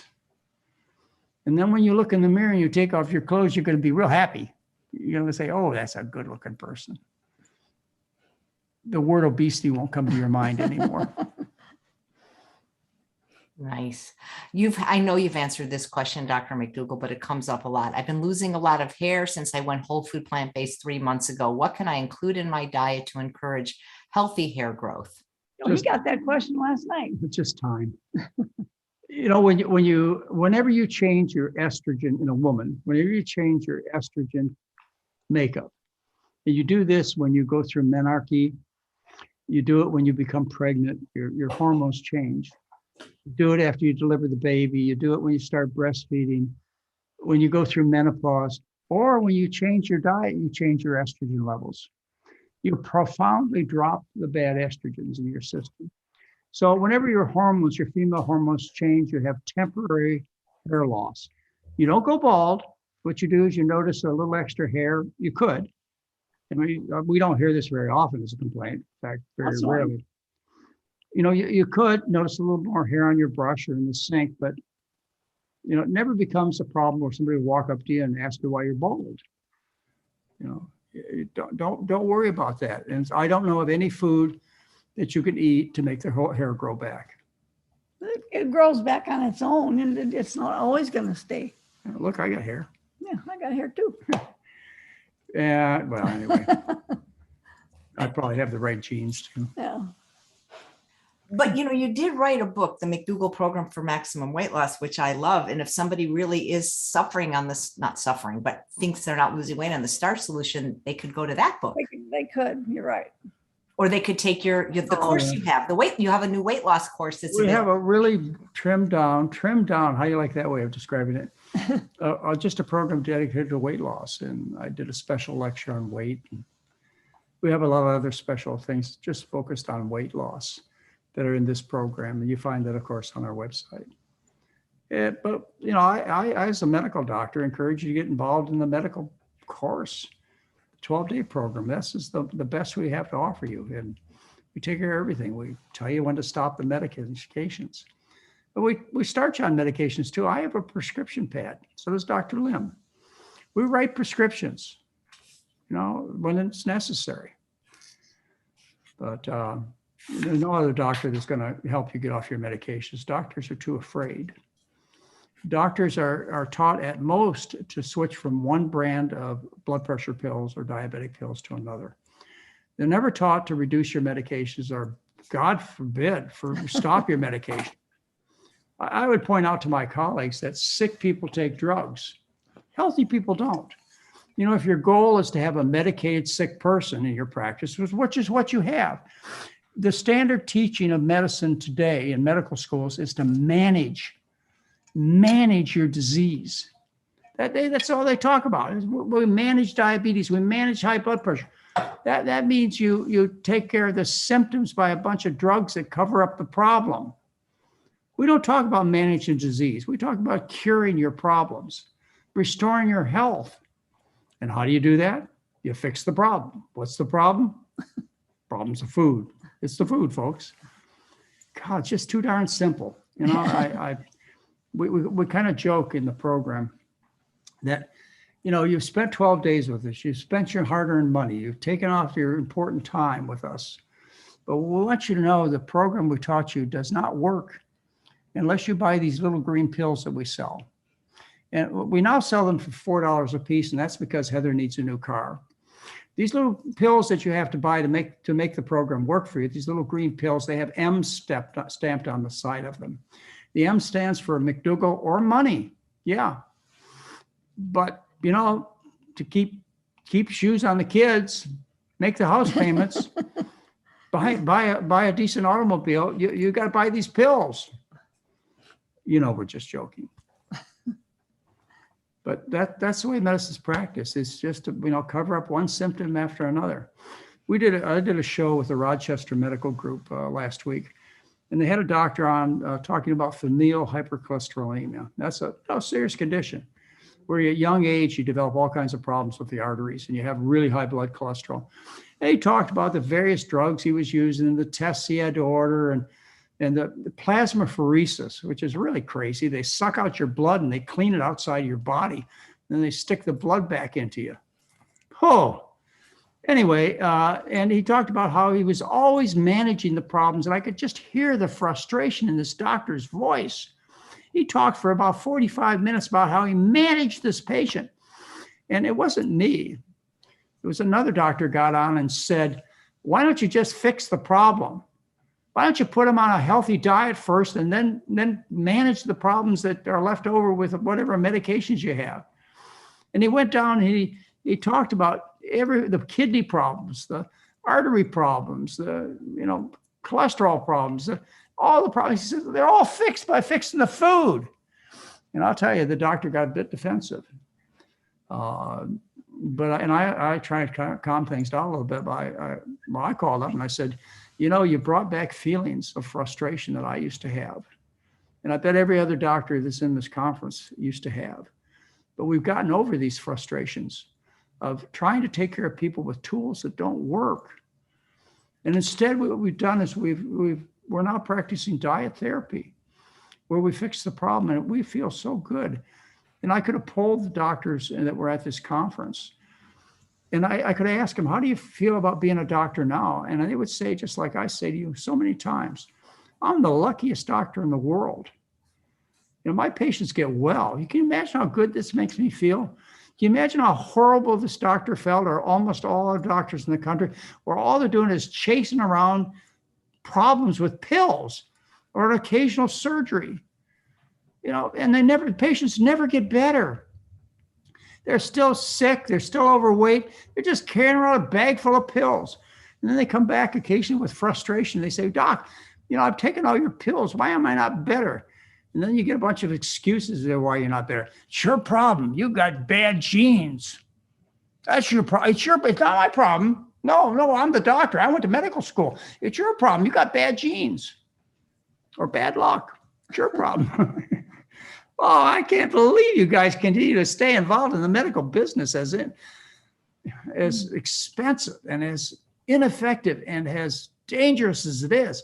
Get away from these people. Get away from doctors. The only way you get away from doctors safely is you be healthy. And the only way you get healthy is you fix the food. I've said this many times, and I'll say it to you again. I don't want morticians involved in my life. When I'm in my most trouble, I have lawyers working for me. I don't want lawyers in my life. I don't even like CPAs in my life. You don't want doctors in your life. You don't want your calendar littered with doctor's appointments. You don't want every morning to face a pill box where you have to figure out what are the 10 or 12 different pills do I take first. This is not normal, folks. Get out of the business. Dr. McDougall, earlier when you were talking about the bread basket, you said, I wonder what the meat basket was. And I was thinking maybe Argentina. So I Googled it. Can you guess what country is the most meat consuming of all the countries? I have the list in front of me now. Argentina. They have the highest rate of colon cancer in the world. They're actually fourth, but can you guess what countries are beating them in meat consumption per capita? Probably Brazil. Nope. It's number one is China. Really? No. That's what it's saying. It says Hong Kong and China are number one, Australia number two, USA number three, Argentina number four, unless this is an old list. Well, you know what? I'm giving you data from when I was a young doctor and first started studying it. Argentina has the highest consumer of beef in the world. But China probably is now. I mean, they've adapted all of our they talk about Hong Kong, which is a little different than China. But least meat producing country is India. In eating, not producing. Oh, but they're the highest exporter of cows of any country, because what they do is they milk the cows because they're religion. They use a lot of dairy. And then what they do is they sell the wasted cows after they're done being good milk producers. They sell them to the Middle East, to Saudi Arabia, and they end up eating spent dairy cows. That's what they sell them. And so they're the leading export of cattle in the world is India. But yeah, they eat less meat because of their religion.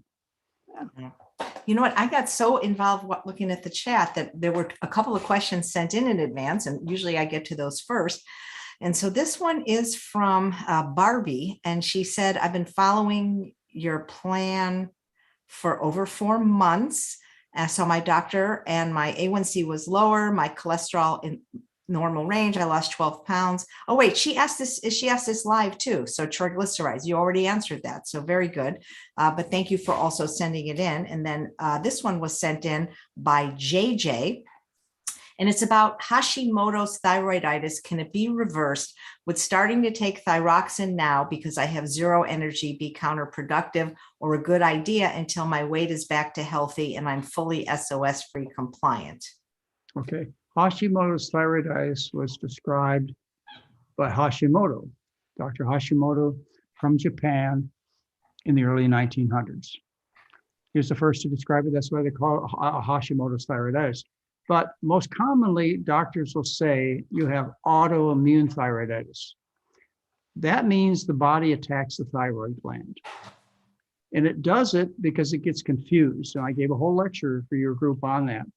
The body gets confused when you introduce foreign proteins into the body. There you have cow or pig parts floating around in the blood. And the body makes antibodies to these foreign proteins, but because we're animals, we have similar proteins. And so we end up, our own immune system ends up attacking. In this case, it attacks the thyroid gland. You get autoimmune thyroiditis. That's what all your doctors are telling you. You have autoimmune thyroiditis. Why don't you stop and ask them, why do I have autoimmune thyroiditis? Why is my body attacking itself? Well, my best guess is that the reason you have this condition is because you eat foreign thyroids. Okay, you eat thyroids from pigs and cows. Where do you get thyroids from pigs and cows? You get it for hot dogs and sausages. They waste nothing in a slaughterhouse. So you eat these pig and cow thyroid glands when you eat hot dogs and sausages, or, and that's how I think you get autoimmune thyroiditis. But once the thyroid is destroyed, it does not come back. It's gone. Well, what do you have to do? Well, you have to treat it with thyroid supplementation. And this is one of the safest, most effective therapies that any doctor prescribes, is to give supplemental hormone. But where do I get the supplemental hormone from? I don't get it from cows and pigs. That's natural thyroid. That's armor thyroid. If you take natural thyroid or armor thyroid, I ask you to the next time you have a chance to stick your nose in the bottle and smell it. It smells like dead pigs and cows. And that's where it comes from. The reason I don't give it is because, first of all, it is so dose varying. It's hard to figure out what kind of thyroid hormone you're delivering to the patient. That's one of the problems. The other thing is that these tissues that come from pigs and cows are infected with microbes, with prions that cause mad cow disease, with viruses. You don't want to catch these diseases, and they're spread by natural animal parts that you're eating. So what do I use? I use Synthroid, which is levothyroxine. Why? Because, well, that was the way I was trained. That's probably the biggest reason. And secondarily, because you're not eating parts of pigs and cows. So I don't do that. I'm a vegan. Roberta's saying, is there a special diet for painful interstitial cystitis? Oh boy, I tell you, interstitial cystitis has been something I've occasionally dealt with, and it's been tough to deal with it. I treat it as an autoimmune problem, an allergy problem. And so what I've done in the past, and I've had some success, but not always. And what I do is I first of all eliminate the most common causes of food allergy, and we discussed them today in my lecture on eggs. Eggs are number 2, dairy products are number 1. Of course, I eliminate all animal foods from the diet, and I've had people get well just by that recommendation. Then, like any autoimmune disease, the next step I take is I put them on a gluten-free diet, so that I toughen up the intestine, the brush border of the intestine. So I stop the leaky gut. And then the last thing I do is the elimination diet. You can find out all about this in my May 2014 newsletter. Towards the end of the newsletter, it talks to you about how you go through the management of autoimmune diseases. In this case, I talk about rheumatoid arthritis. I give you 10 cases of severe, debilitating rheumatoid arthritis in 10 people who their lives were completely destroyed. They couldn't pick up their babies out of the crib. They couldn't go for a bicycle ride. They couldn't ride their bicycles at all without horrible pain. I told these stories about these 10 people who were cured, 10 of my patients, by changing their diet. And it was all completely gone. So, in most cases, these autoimmune diseases are fixed by fixing your diet. And you go first to the McDougall diet, basic, and then you go for gluten-free approach, and then you go to the elimination diet, which eliminates the most common food allergens, even in plants. Yep. And yep, you've talked about this so many times that people are still worried about arsenic in rice. And you've said that some of the vegetables we eat have even more arsenic, but nobody's worried about that. What I say is that the cruciferous vegetables, okay, the broccoli, the cabbage, the cruciferous vegetables, they're what are known as hyperaccumulators. So they are the most efficient at taking poisonous metals, cesium, thallium, other toxic metals that are in the soil. They suck them up. They're hyperaccumulators. And these are the most heavily contaminated of all vegetable foods that we eat, are the wonderful cruciferous vegetables. But you know the story about rice. The reason white rice is contaminated with arsenic is because this particular rice was grown on fields that were once used to grow cotton. And the cotton would get infected with boll weevils. And the way you kill boll weevils is with arsenic. And so by treating the boll weevils and killing them and preserving your cotton crop, you ended up with a highly toxic soil full of arsenic. And so if you're going to grow anything on this arsenic-laden soil, and in this case, Consumer Reports decided to pick on rice, you're going to end up with arsenic in your food. So what do? Well, you buy rice from companies that harvest rice from clean soils. Where do you find those? Well, they'd be in Asian countries. They never grew cotton on poisoned the boll weevils with arsenic, as far as I know.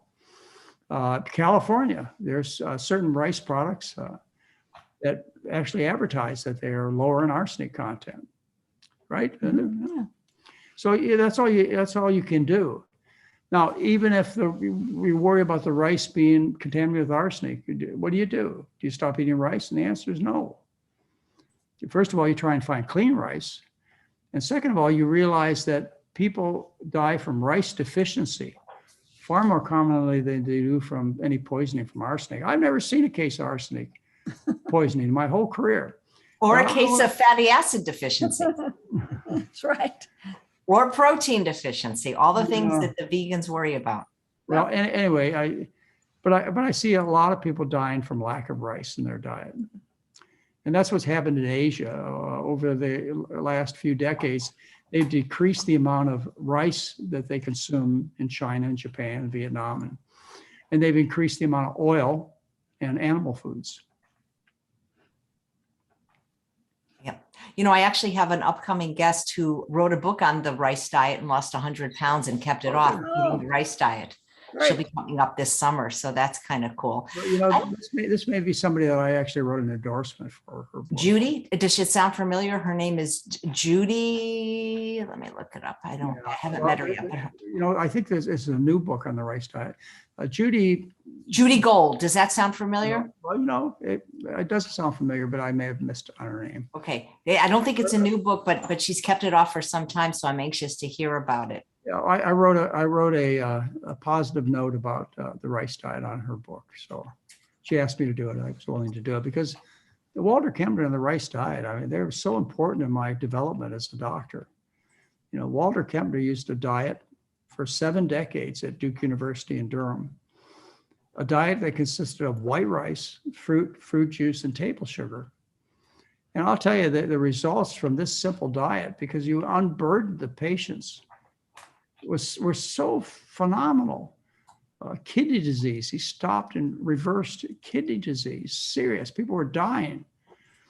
He reversed malignant hypertension with the rice diet. In fact, before they had blood pressure pills, That's where people came. They came to Duke to get the rice cure for their high blood pressure. He reversed horrible heart failure. He had a treatment for obesity that's far more effective than bariatric surgery.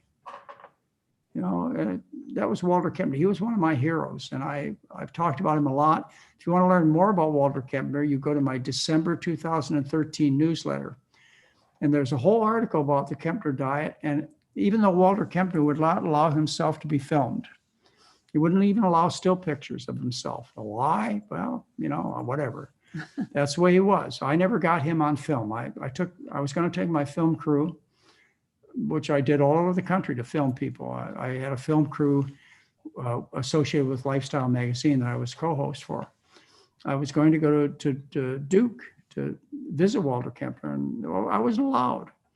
But two of his associates, men that worked for him, Robert Rosati and Frank Nealon, both of them, I was able to interview them, and they're videos that talk about Dr. Walter Kempner that are on the website in my December 2013 newsletter.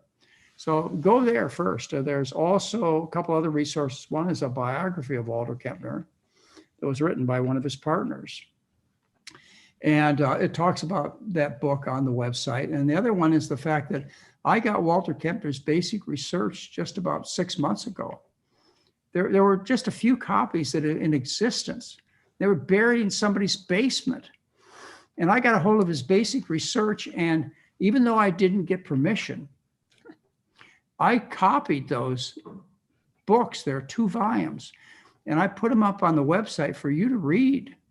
They're free. They're to you. You go to our website and you look up Kempner, you'll find volume 1 and volume 2 is research. 1,000 pages of research that Kempner did that were lost to the world, but they're not lost anymore. They're on the McDougall website. Same thing I did with Nathan Pritikin. He published 50 copies of his research, and his wife, after Nathan died, gave me 1 copy. As far as I know, the other 49, they're lost. My 50th copy burned up in the fires of 2017. But without permission, I went to a company that ran the hard copy through their machines and created a PDF file. And so you can go to my website and you can read Nathan Pritikin, 500 pages of his basic research, a treasure that would have been lost except for I did something slightly illegal. You know, I'm not going to get in any trouble. I don't know anybody who really cares, to tell you the truth. Dr. McDougall, I had her name wrong. It's Judy Moskowitz, and she wrote it in 1986, The Rice Diet Report, How I Lost Up to 12 Pounds a Week on the world famous rice weight loss plan. Well, I think you're going to have an interesting interview. I've know her book. I don't know that we've personally met, but we've been in communication. And she did. She wrote a good book on Walter Kempner, and she got success with the rice diet. But this is by a new author. This is not by Judy. This is somebody new that I just wrote an endorsement for. Oh, I'd love to. Well, maybe introduce me. Maybe I can have that person on too. Just send me a note, and I'll try and find the letter. Shouldn't be hard. Yeah. It's just, I know that the rice diet works and it's great for the reasons you say, but if I was going to pick one starch, I love rice. It would not be rice. You know what it would be. Yeah. I know what it'd be. And same for us. Yeah. Walter Kempner, he's been asked why he picked rice as a starch. And he thought that it put the least burden on the body was rice.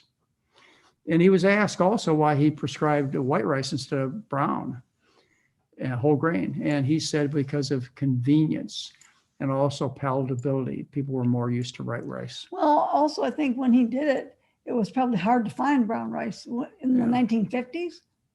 Yeah, actually, it started in 1939. Oh, okay. Well, then for sure. Yeah. So that's why he used white rice. And he also, because he used white rice, he added some vitamin pills to his program. Walter Kempner's colleagues were so jealous of his work that they worked day and night to try and discredit him. One thing they did is they sent a team from the North Carolina Medical Board to review Walter Kempner's medical records because he never wrote down anything, never took medical records.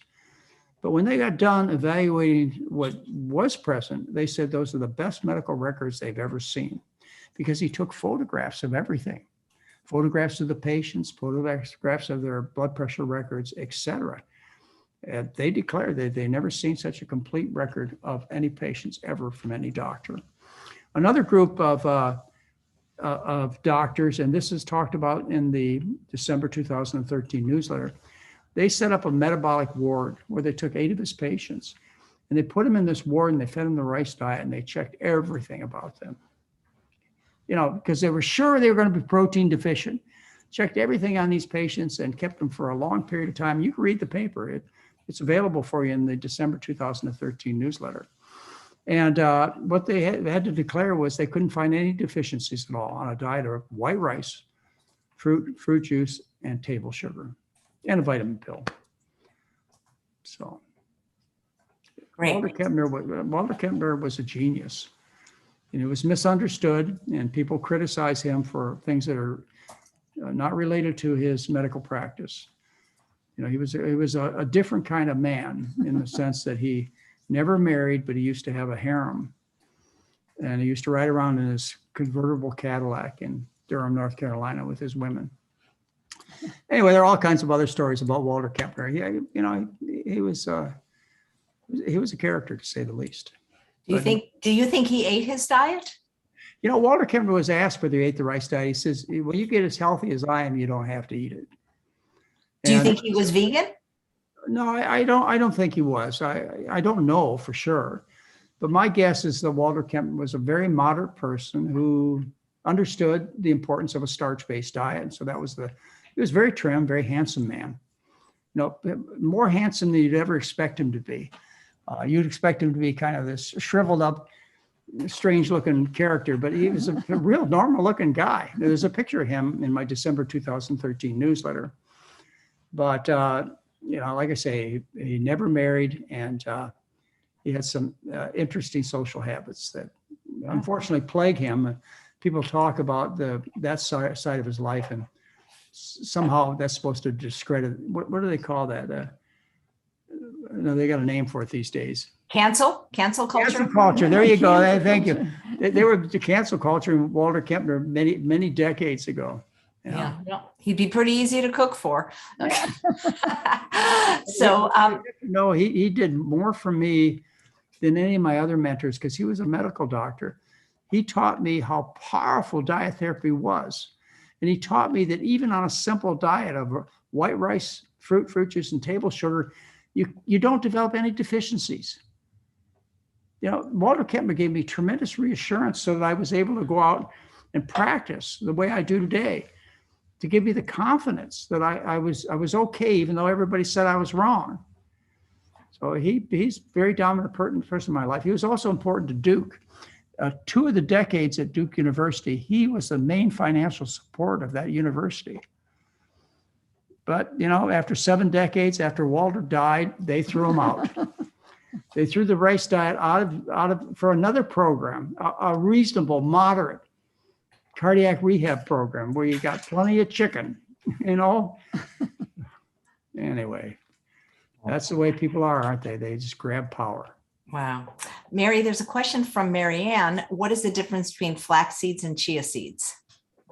Oh, well, it's a different plant, and they look different. I mean, flax seeds are kind of pear-shaped, and they're sort of they're flat, and chia seeds are these little round black things that look like poppy seeds. I couldn't do any better. Yep. Chia seeds are great for thickening, I find. Yeah, if you cook them or let them rest in water for a while. I don't know. Well, I think flax seeds will do the same thing. Well, they do. I know. I just get chia because I get them at Costco in a big bag. Well, and they sprout. You can sprout chia seeds, and just like you can alfalfa seeds. Like the old chia pet. Remember that? I mean, even before people started eating them, they were using them. They were sprout, right? Great, thanks. Joyce asks, is there a way of dissolving cataracts rather than the surgical replacement of the eye lens? No. The cataracts represent scars. And of course, scars are permanent tissue changes. If you fall off your bicycle and you cut open your head, it heals with a scar, and that scar is with you for a lifetime. So cataracts are due to inflammation of the eye. What causes this inflammation? Well, there are a couple of theories, and again, they're talked about on my website. Just have to enter cataract under the question mark. One theory is that it's due to polyunsaturated fats, which cause a lot of oxidant reactions in the body.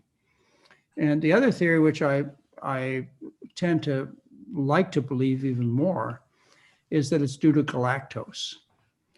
Lactose, which is milk sugar, breaks down into galactose and glucose. When there's a condition, it's a genetic condition called hypergalactosemia. These people, they end up going blind in their teen years from cataracts, and they have all kinds of other health problems. But they run really high levels of galactose, of this sugar that's toxic to the lens. Well, that's in a genetic condition where you have really, really high levels of galactose in your body, in your bloodstream. Well, how about people who just drink milk daily? They're drinking loads of lactose, which breaks down to galactose. So I'd have to say, if I had to put my money on anything, I would say it was from milk drinking dairy products that you get cataracts. Fortunately, there's this miraculous operation, which is to take a little piece of plastic and replace your lens with it. And it causes people, the blind, to see. It's an amazing operation. It was discovered by when an airline pilot got into crashed his little airplane, and a piece of the windshield ended up being in his eye. And the windshield's made of a plastic material. And what they noticed was that, even though, they let the plastic stay in his eye for a long time, they noticed that the body did not have an adverse reaction to the plastic. And so they started making lens-shaped plastic parts. And that's what their surgery is today, is they just take your old lens out, which is, might as well throw it in the basket. It's of no use to you. And they stick a plastic one in. And you ask, well, when do you decide to have the surgery? Well, when you can't take it anymore. When you get to the point where you can't read your favorite books, and you can't sew, it becomes so inconvenient. You say, I've had enough. And that's the time to get the surgery. You don't have to get it early. You don't prevent anything, because they get rid of the entire lens. It's just like joint surgery. There's no benefit in getting it done early, because when they replace your hip, they take the old hip out and they throw it in the wastebasket, and they put a metal one in. Same thing with the knees. So in these types of conditions, you don't have to say, well, okay, I better get it done early, because there's no reason to. Just when you've had it, you can't take the pain anymore from the hip or the knee. When you can't take the blindness from the cataracts, then you have something done. Not before. I had that surgery, the RK, like 30 years ago. Well, that's different. Yeah. Radial keratotomy that's for fixing the visual acuity. Right. That has nothing to do with the lens. But I said that because you mentioned plastic in the eye. That surgery was discovered because of an industrial accident where some guy got glass in his eye, and all of a sudden he could see perfectly. Oh, I see. I'm not very familiar with that surgery, but what they do is they make little cuts in the cornea, change the shape of the cornea, and you get to see.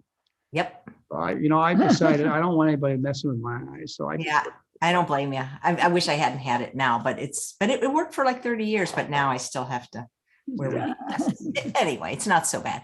So people who have it done, they swear by it. They say it's one of the best things they ever did. Yeah. And that's why they'll pick you up in their limousine and drive you to the doctor's office to have it done. Nice. Sharon says, my total cholesterol is 160, HDL 36, LDL 99, VLDL 21, triglycerides 117. So total is low, but I'm worried about the composition. I'm eating the Dr. McDougall way, no meds, any ideas? Yeah. When you eat a healthy diet, your total cholesterol decreases. Total cholesterol is made up of various fractions of cholesterol. They are identified as low density, very low density, medium density, and high density. And it's based upon separating the lipoproteins by centrifuge to determine the density of these particular. It's a spectrum. It's not like discrete packages. When you eat a healthy diet, you decrease total cholesterol. which means you decrease all fractions of cholesterol. So the LDL, the bad cholesterol, goes down. You go, whoa, that's great. But it also decreases the good cholesterol, which has been declared an important thing for preventing heart disease, is to have lots of good HDL cholesterol. That's based upon the observation of sick people, Americans. And so you find that some Americans they have a very efficient transport mechanism to move the cholesterol fractions from very low density. What happens is you go through the bloodstream and the lipase enzymes take the fat off of the lipoprotein. And the cholesterol is the dense part. You got this package, okay? You got a package of fat, lipo, protein, protein, and cholesterol. So they run around in these packages, and they start out with a package that has lots of fat in it, because fat is less dense than cholesterol. They're called very low density lipoproteins. But as you move through the system and metabolize the cholesterol, what happens is it takes the fat out. And so you end up with a more dense product because it doesn't remove the cholesterol, which is very dense. When you get to the end of cholesterol metabolism, you have a very dense product because the fat's been stripped off and you have just the high density cholesterol left. And rapid metabolizers of a sick diet have lower HDL levels. That's it. But if you look at the worldwide picture, you see something completely opposite. You find worldwide where people eat different diets, healthy diets often. They have the lowest death rate from heart disease. Sometimes there's no heart disease in the society at all. It used to be that way. They have the lowest total cholesterol, and they have the lowest good cholesterol. Because when you have a low total cholesterol, all fractions are low. In our patient population, we drop the HDL around 17% when you change the diet. Why? Because the total cholesterol decreases, and so all fractions must decrease. We also drop the HDL pretty dramatically too. I hope that makes sense to you. I don't want you to be afraid of or put any weight at all in your HDL cholesterol. Because first of all, you don't have any easy way to raise it. They used to say exercise did it. Well, maybe, but maybe it's not the kind of HDL that really prevents heart disease. And they told you alcohol did it. Oh, we like that one a lot. We want to hear more about that one. I want to tell you that alcohol is good for my HDL. But again, it didn't really pan out. There are really no medications to raise the good cholesterol safely. So what could happen to you is this, a couple of things that I really worry about. They're in the doctor-patient relationship. Say you're an average American eater and you go to the doctor and the doctor says, your total cholesterol is like 285 milligrams per deciliter. And the average in the United States is 210, and you really ought to be 150. So your total cholesterol is really high. But I notice here that your good cholesterol is like 85. It needs to be above 35. It's like 85. Well, you don't have to change your diet because your good cholesterol is so high. You've been done a terrible disservice because that total cholesterol is really the thing that counts. And LDL cholesterol or bad cholesterol is really important too. And HDL is not. So the doctor's done you a serious disservice. The other scenario is this. You change to a healthy diet. You go to the doctor says, your total cholesterol may be low now, but your HDL is really low. And you ask the doctor, how do I get my HDL to go up? Well, the doctor says, well, I know one way is you can eat more cholesterol. Why don't you go home and eat a couple of steaks? That'll raise your HDL cholesterol. Why? Because what raises total cholesterol raises all fractions of cholesterol. So skip that when you get a lab test done.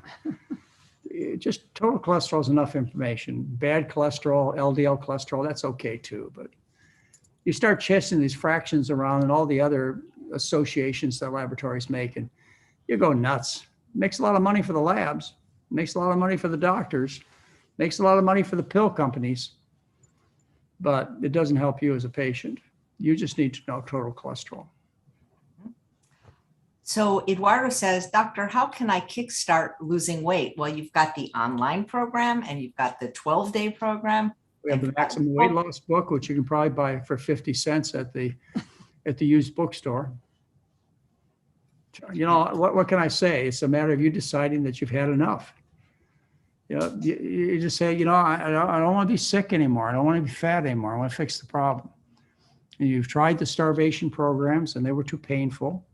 You've tried the ketogenic diets and they made you sick, because that's the way they work, is they make you sick so you lose your appetite. So what's the last resort in town? What's the last corner in town you can go to? Oh, I got to eat vegetables. I got to eat rice and potatoes. Wow, I don't know why I want to do that. I'll take pills. I'll have surgery. I'll do anything. But you know what? You're still sick. You're still fighting your weight.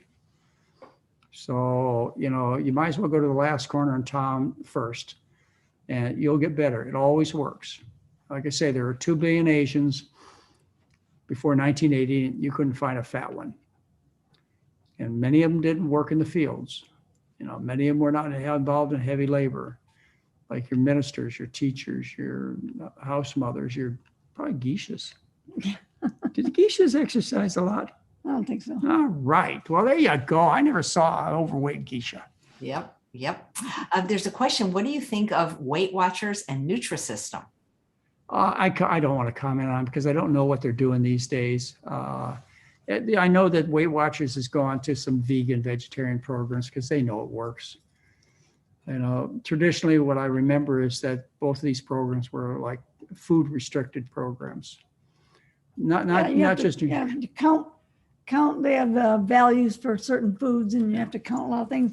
I think a lot of the weight loss that happens is because you have to report, and you have group meetings, and you're somebody is following you. It's like a support person, a support group, which is why we do support people, and we support you after you leave the program also. So you have to report in, and we see how you're doing. So it keeps you kind of on the straight and narrow, whatever program you're on. Included in the program is a year support.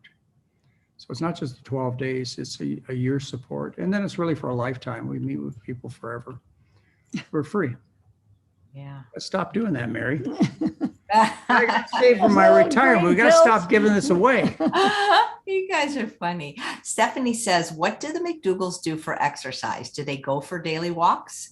We do. Yep. Almost every day. We have a great place here to walk, so it's really easy. We do at least a mile every day. Well, no, when it's raining, we only do a half a mile. Yeah.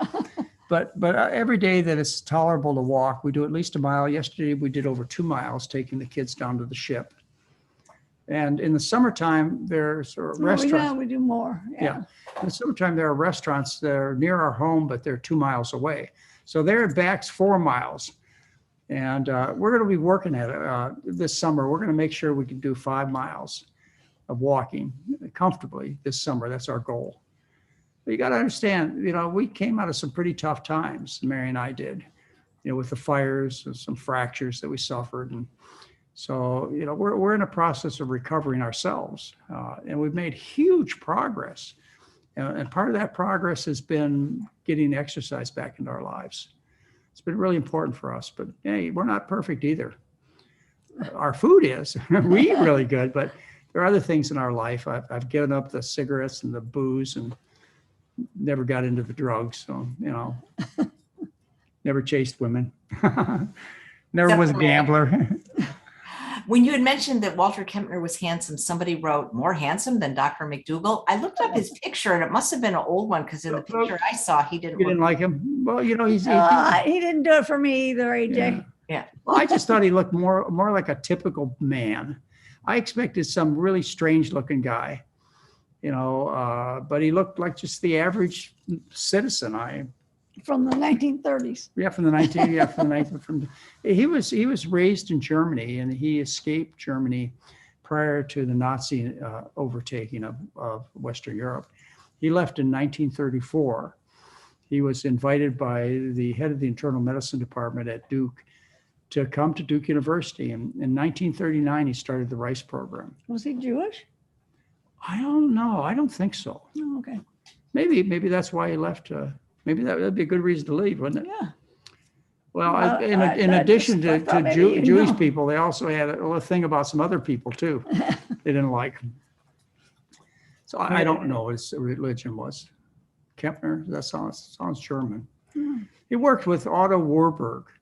He was in Otto Warburg's lab. Otto Warburg is one of the most important researchers in the world, ever has been. I'd have to say, if you were going to list the important people in terms of medicine and biochemical research, Walter Kempner discovered the cause, or excuse me, Otto Warburg discovered the cause of cancer.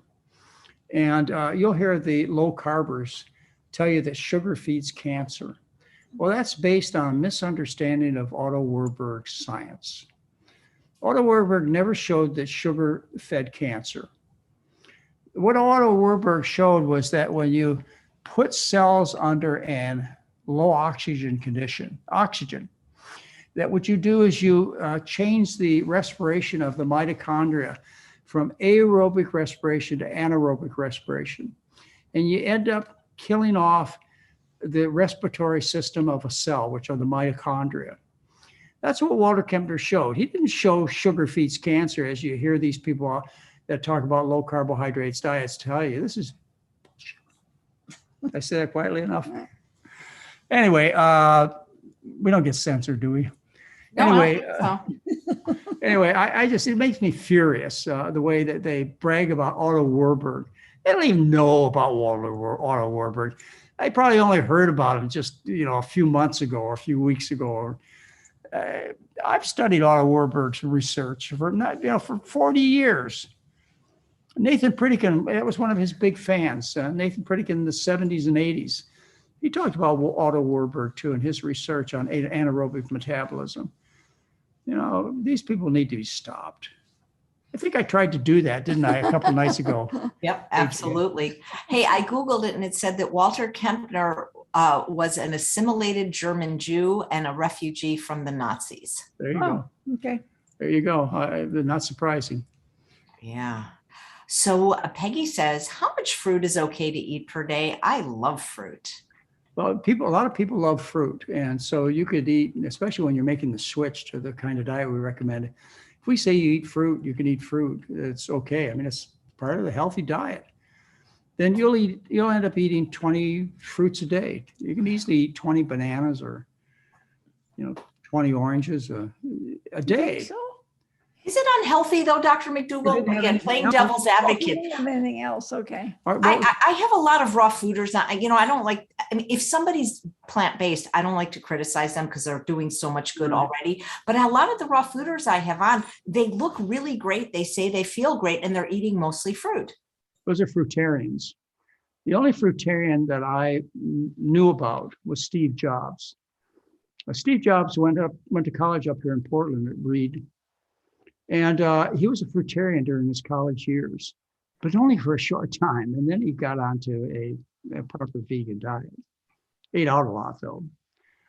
Well, I've never met successful fruitarians. And I've met, being in the business I'm in, I've met a lot of strange people just like you. And I've not met successful fruitarians. Well, they can do it for a while. Yeah, for a short time. Yeah. But when Mary said we can't eat 20 fruits a day, but really if you had a choice and you weren't familiar with potatoes and brown rice, and you were familiar with the sweet taste of fruit, you didn't eat the brown rice and the potatoes, you could eat 20 fruits a day. Yeah. Fruit is very low in protein, which is okay. In fact, protein toxicity is the problem that people suffer from. So I like low protein diets. I like diets that are declared protein deficient by some of my colleagues, like the one that we dealt with recently when I was accused of recommending a protein deficient diet because I recommended a diet of sweet potatoes. And the accuser was Michael Greger. And what I showed was how successful sweet potato eaters are. And these are the people who live in Papua New Guinea. 92% of their diet comes from sweet potato roots and leaves. Their diet, I calculated their diet as 5% protein, but the other people have calculated it as only 3% protein. These were mighty warriors, highly successful population of people. They had babies. They raised children. They worked hard. on a diet that is declared to be low protein. It's not. No, we were talking about breadfruit, jackfruit. And Mary's making some really good food out of jackfruit, particularly the sandwiches that are like pulled pork used to be. Remember those? Well, I never had pulled pork, but that's what it's supposed to taste like. Really good. But jackfruit's only 3% protein. Great. Then you don't overburden the body. You never become protein deficient. Don't ever worry about it. It never happened. It's impossible to design a diet of natural food that's protein deficient. It just doesn't ever happen. So what you do is you take a tremendous burden off the body by not feeding it that extra protein, which was what the lecture was about that I gave a couple hours ago.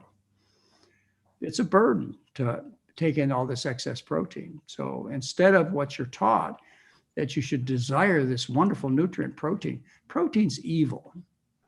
It destroys human health and it destroys the planet, the idea that we need protein as the most important nutrient. Destroyed my health personally.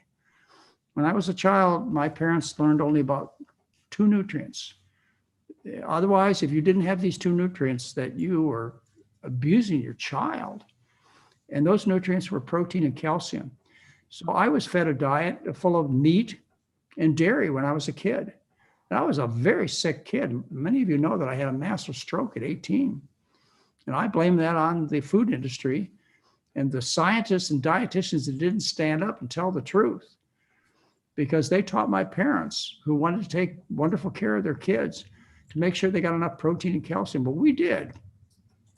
But we were all really sick too. Anyway, this whole idea about protein is what destroys more individual health than anything I can think about. And currently, it's the #1 destruction of the planet, the idea that we need protein and that we should desire protein at all costs. In fact, when you hear people who talk about changing diets to save the planet, they say, well, we got to make sure that we cover all the nutritional needs of people, particularly protein and calcium. Excuse me, we're talking about the end of civilization, and you're worried about the deficiency of 2 nutrients that has never happened? Get right, get smart, read the science, think about it. Like in this discussion we had a couple of nights ago on Friday night, AJ, where we talked about protein, and this particular combative person, naturopathic doctor who I told to look in the mirror if he wanted to know what obesity looked like. I pointed out that you, talking to him, nor any of you listening, and I'm talking to you, have ever seen a case of protein deficiency. You've never seen it. None of your friends have it. Nobody's ever gone to the doctor for it. Nobody's ever gone to the hospital. It doesn't exist. And likewise, if you got past the idea that weak bones were due to low calcium, which is what the dairy industry taught you, if you really understood that excess protein weakens the bones, then you'd realize that there's never been a case of dietary calcium deficiency on any natural diet. It can't occur. And I would ask you to go to my newsletters, and I wrote a couple of newsletters. I think they're titled When Friends Ask, Where Do You Get Your Protein?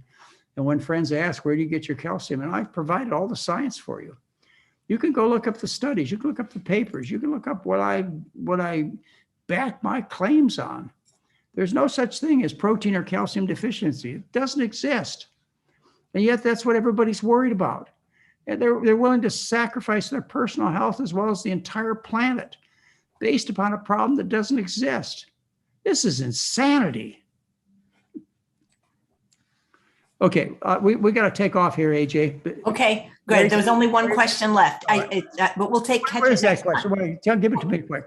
Okay, sure. Joyce says, what are good vegan sources of omega-3? Well, how about any plant? Because only plants can create an omega-3 fat. No animal can do it. So all your plants are loaded with omega-3 fat. Why would you want more than you need? Why would you want concentrated sources of omega-3 when even potatoes that are 1% protein, potatoes are 1% fat. Even potatoes supply all the essential fats you need.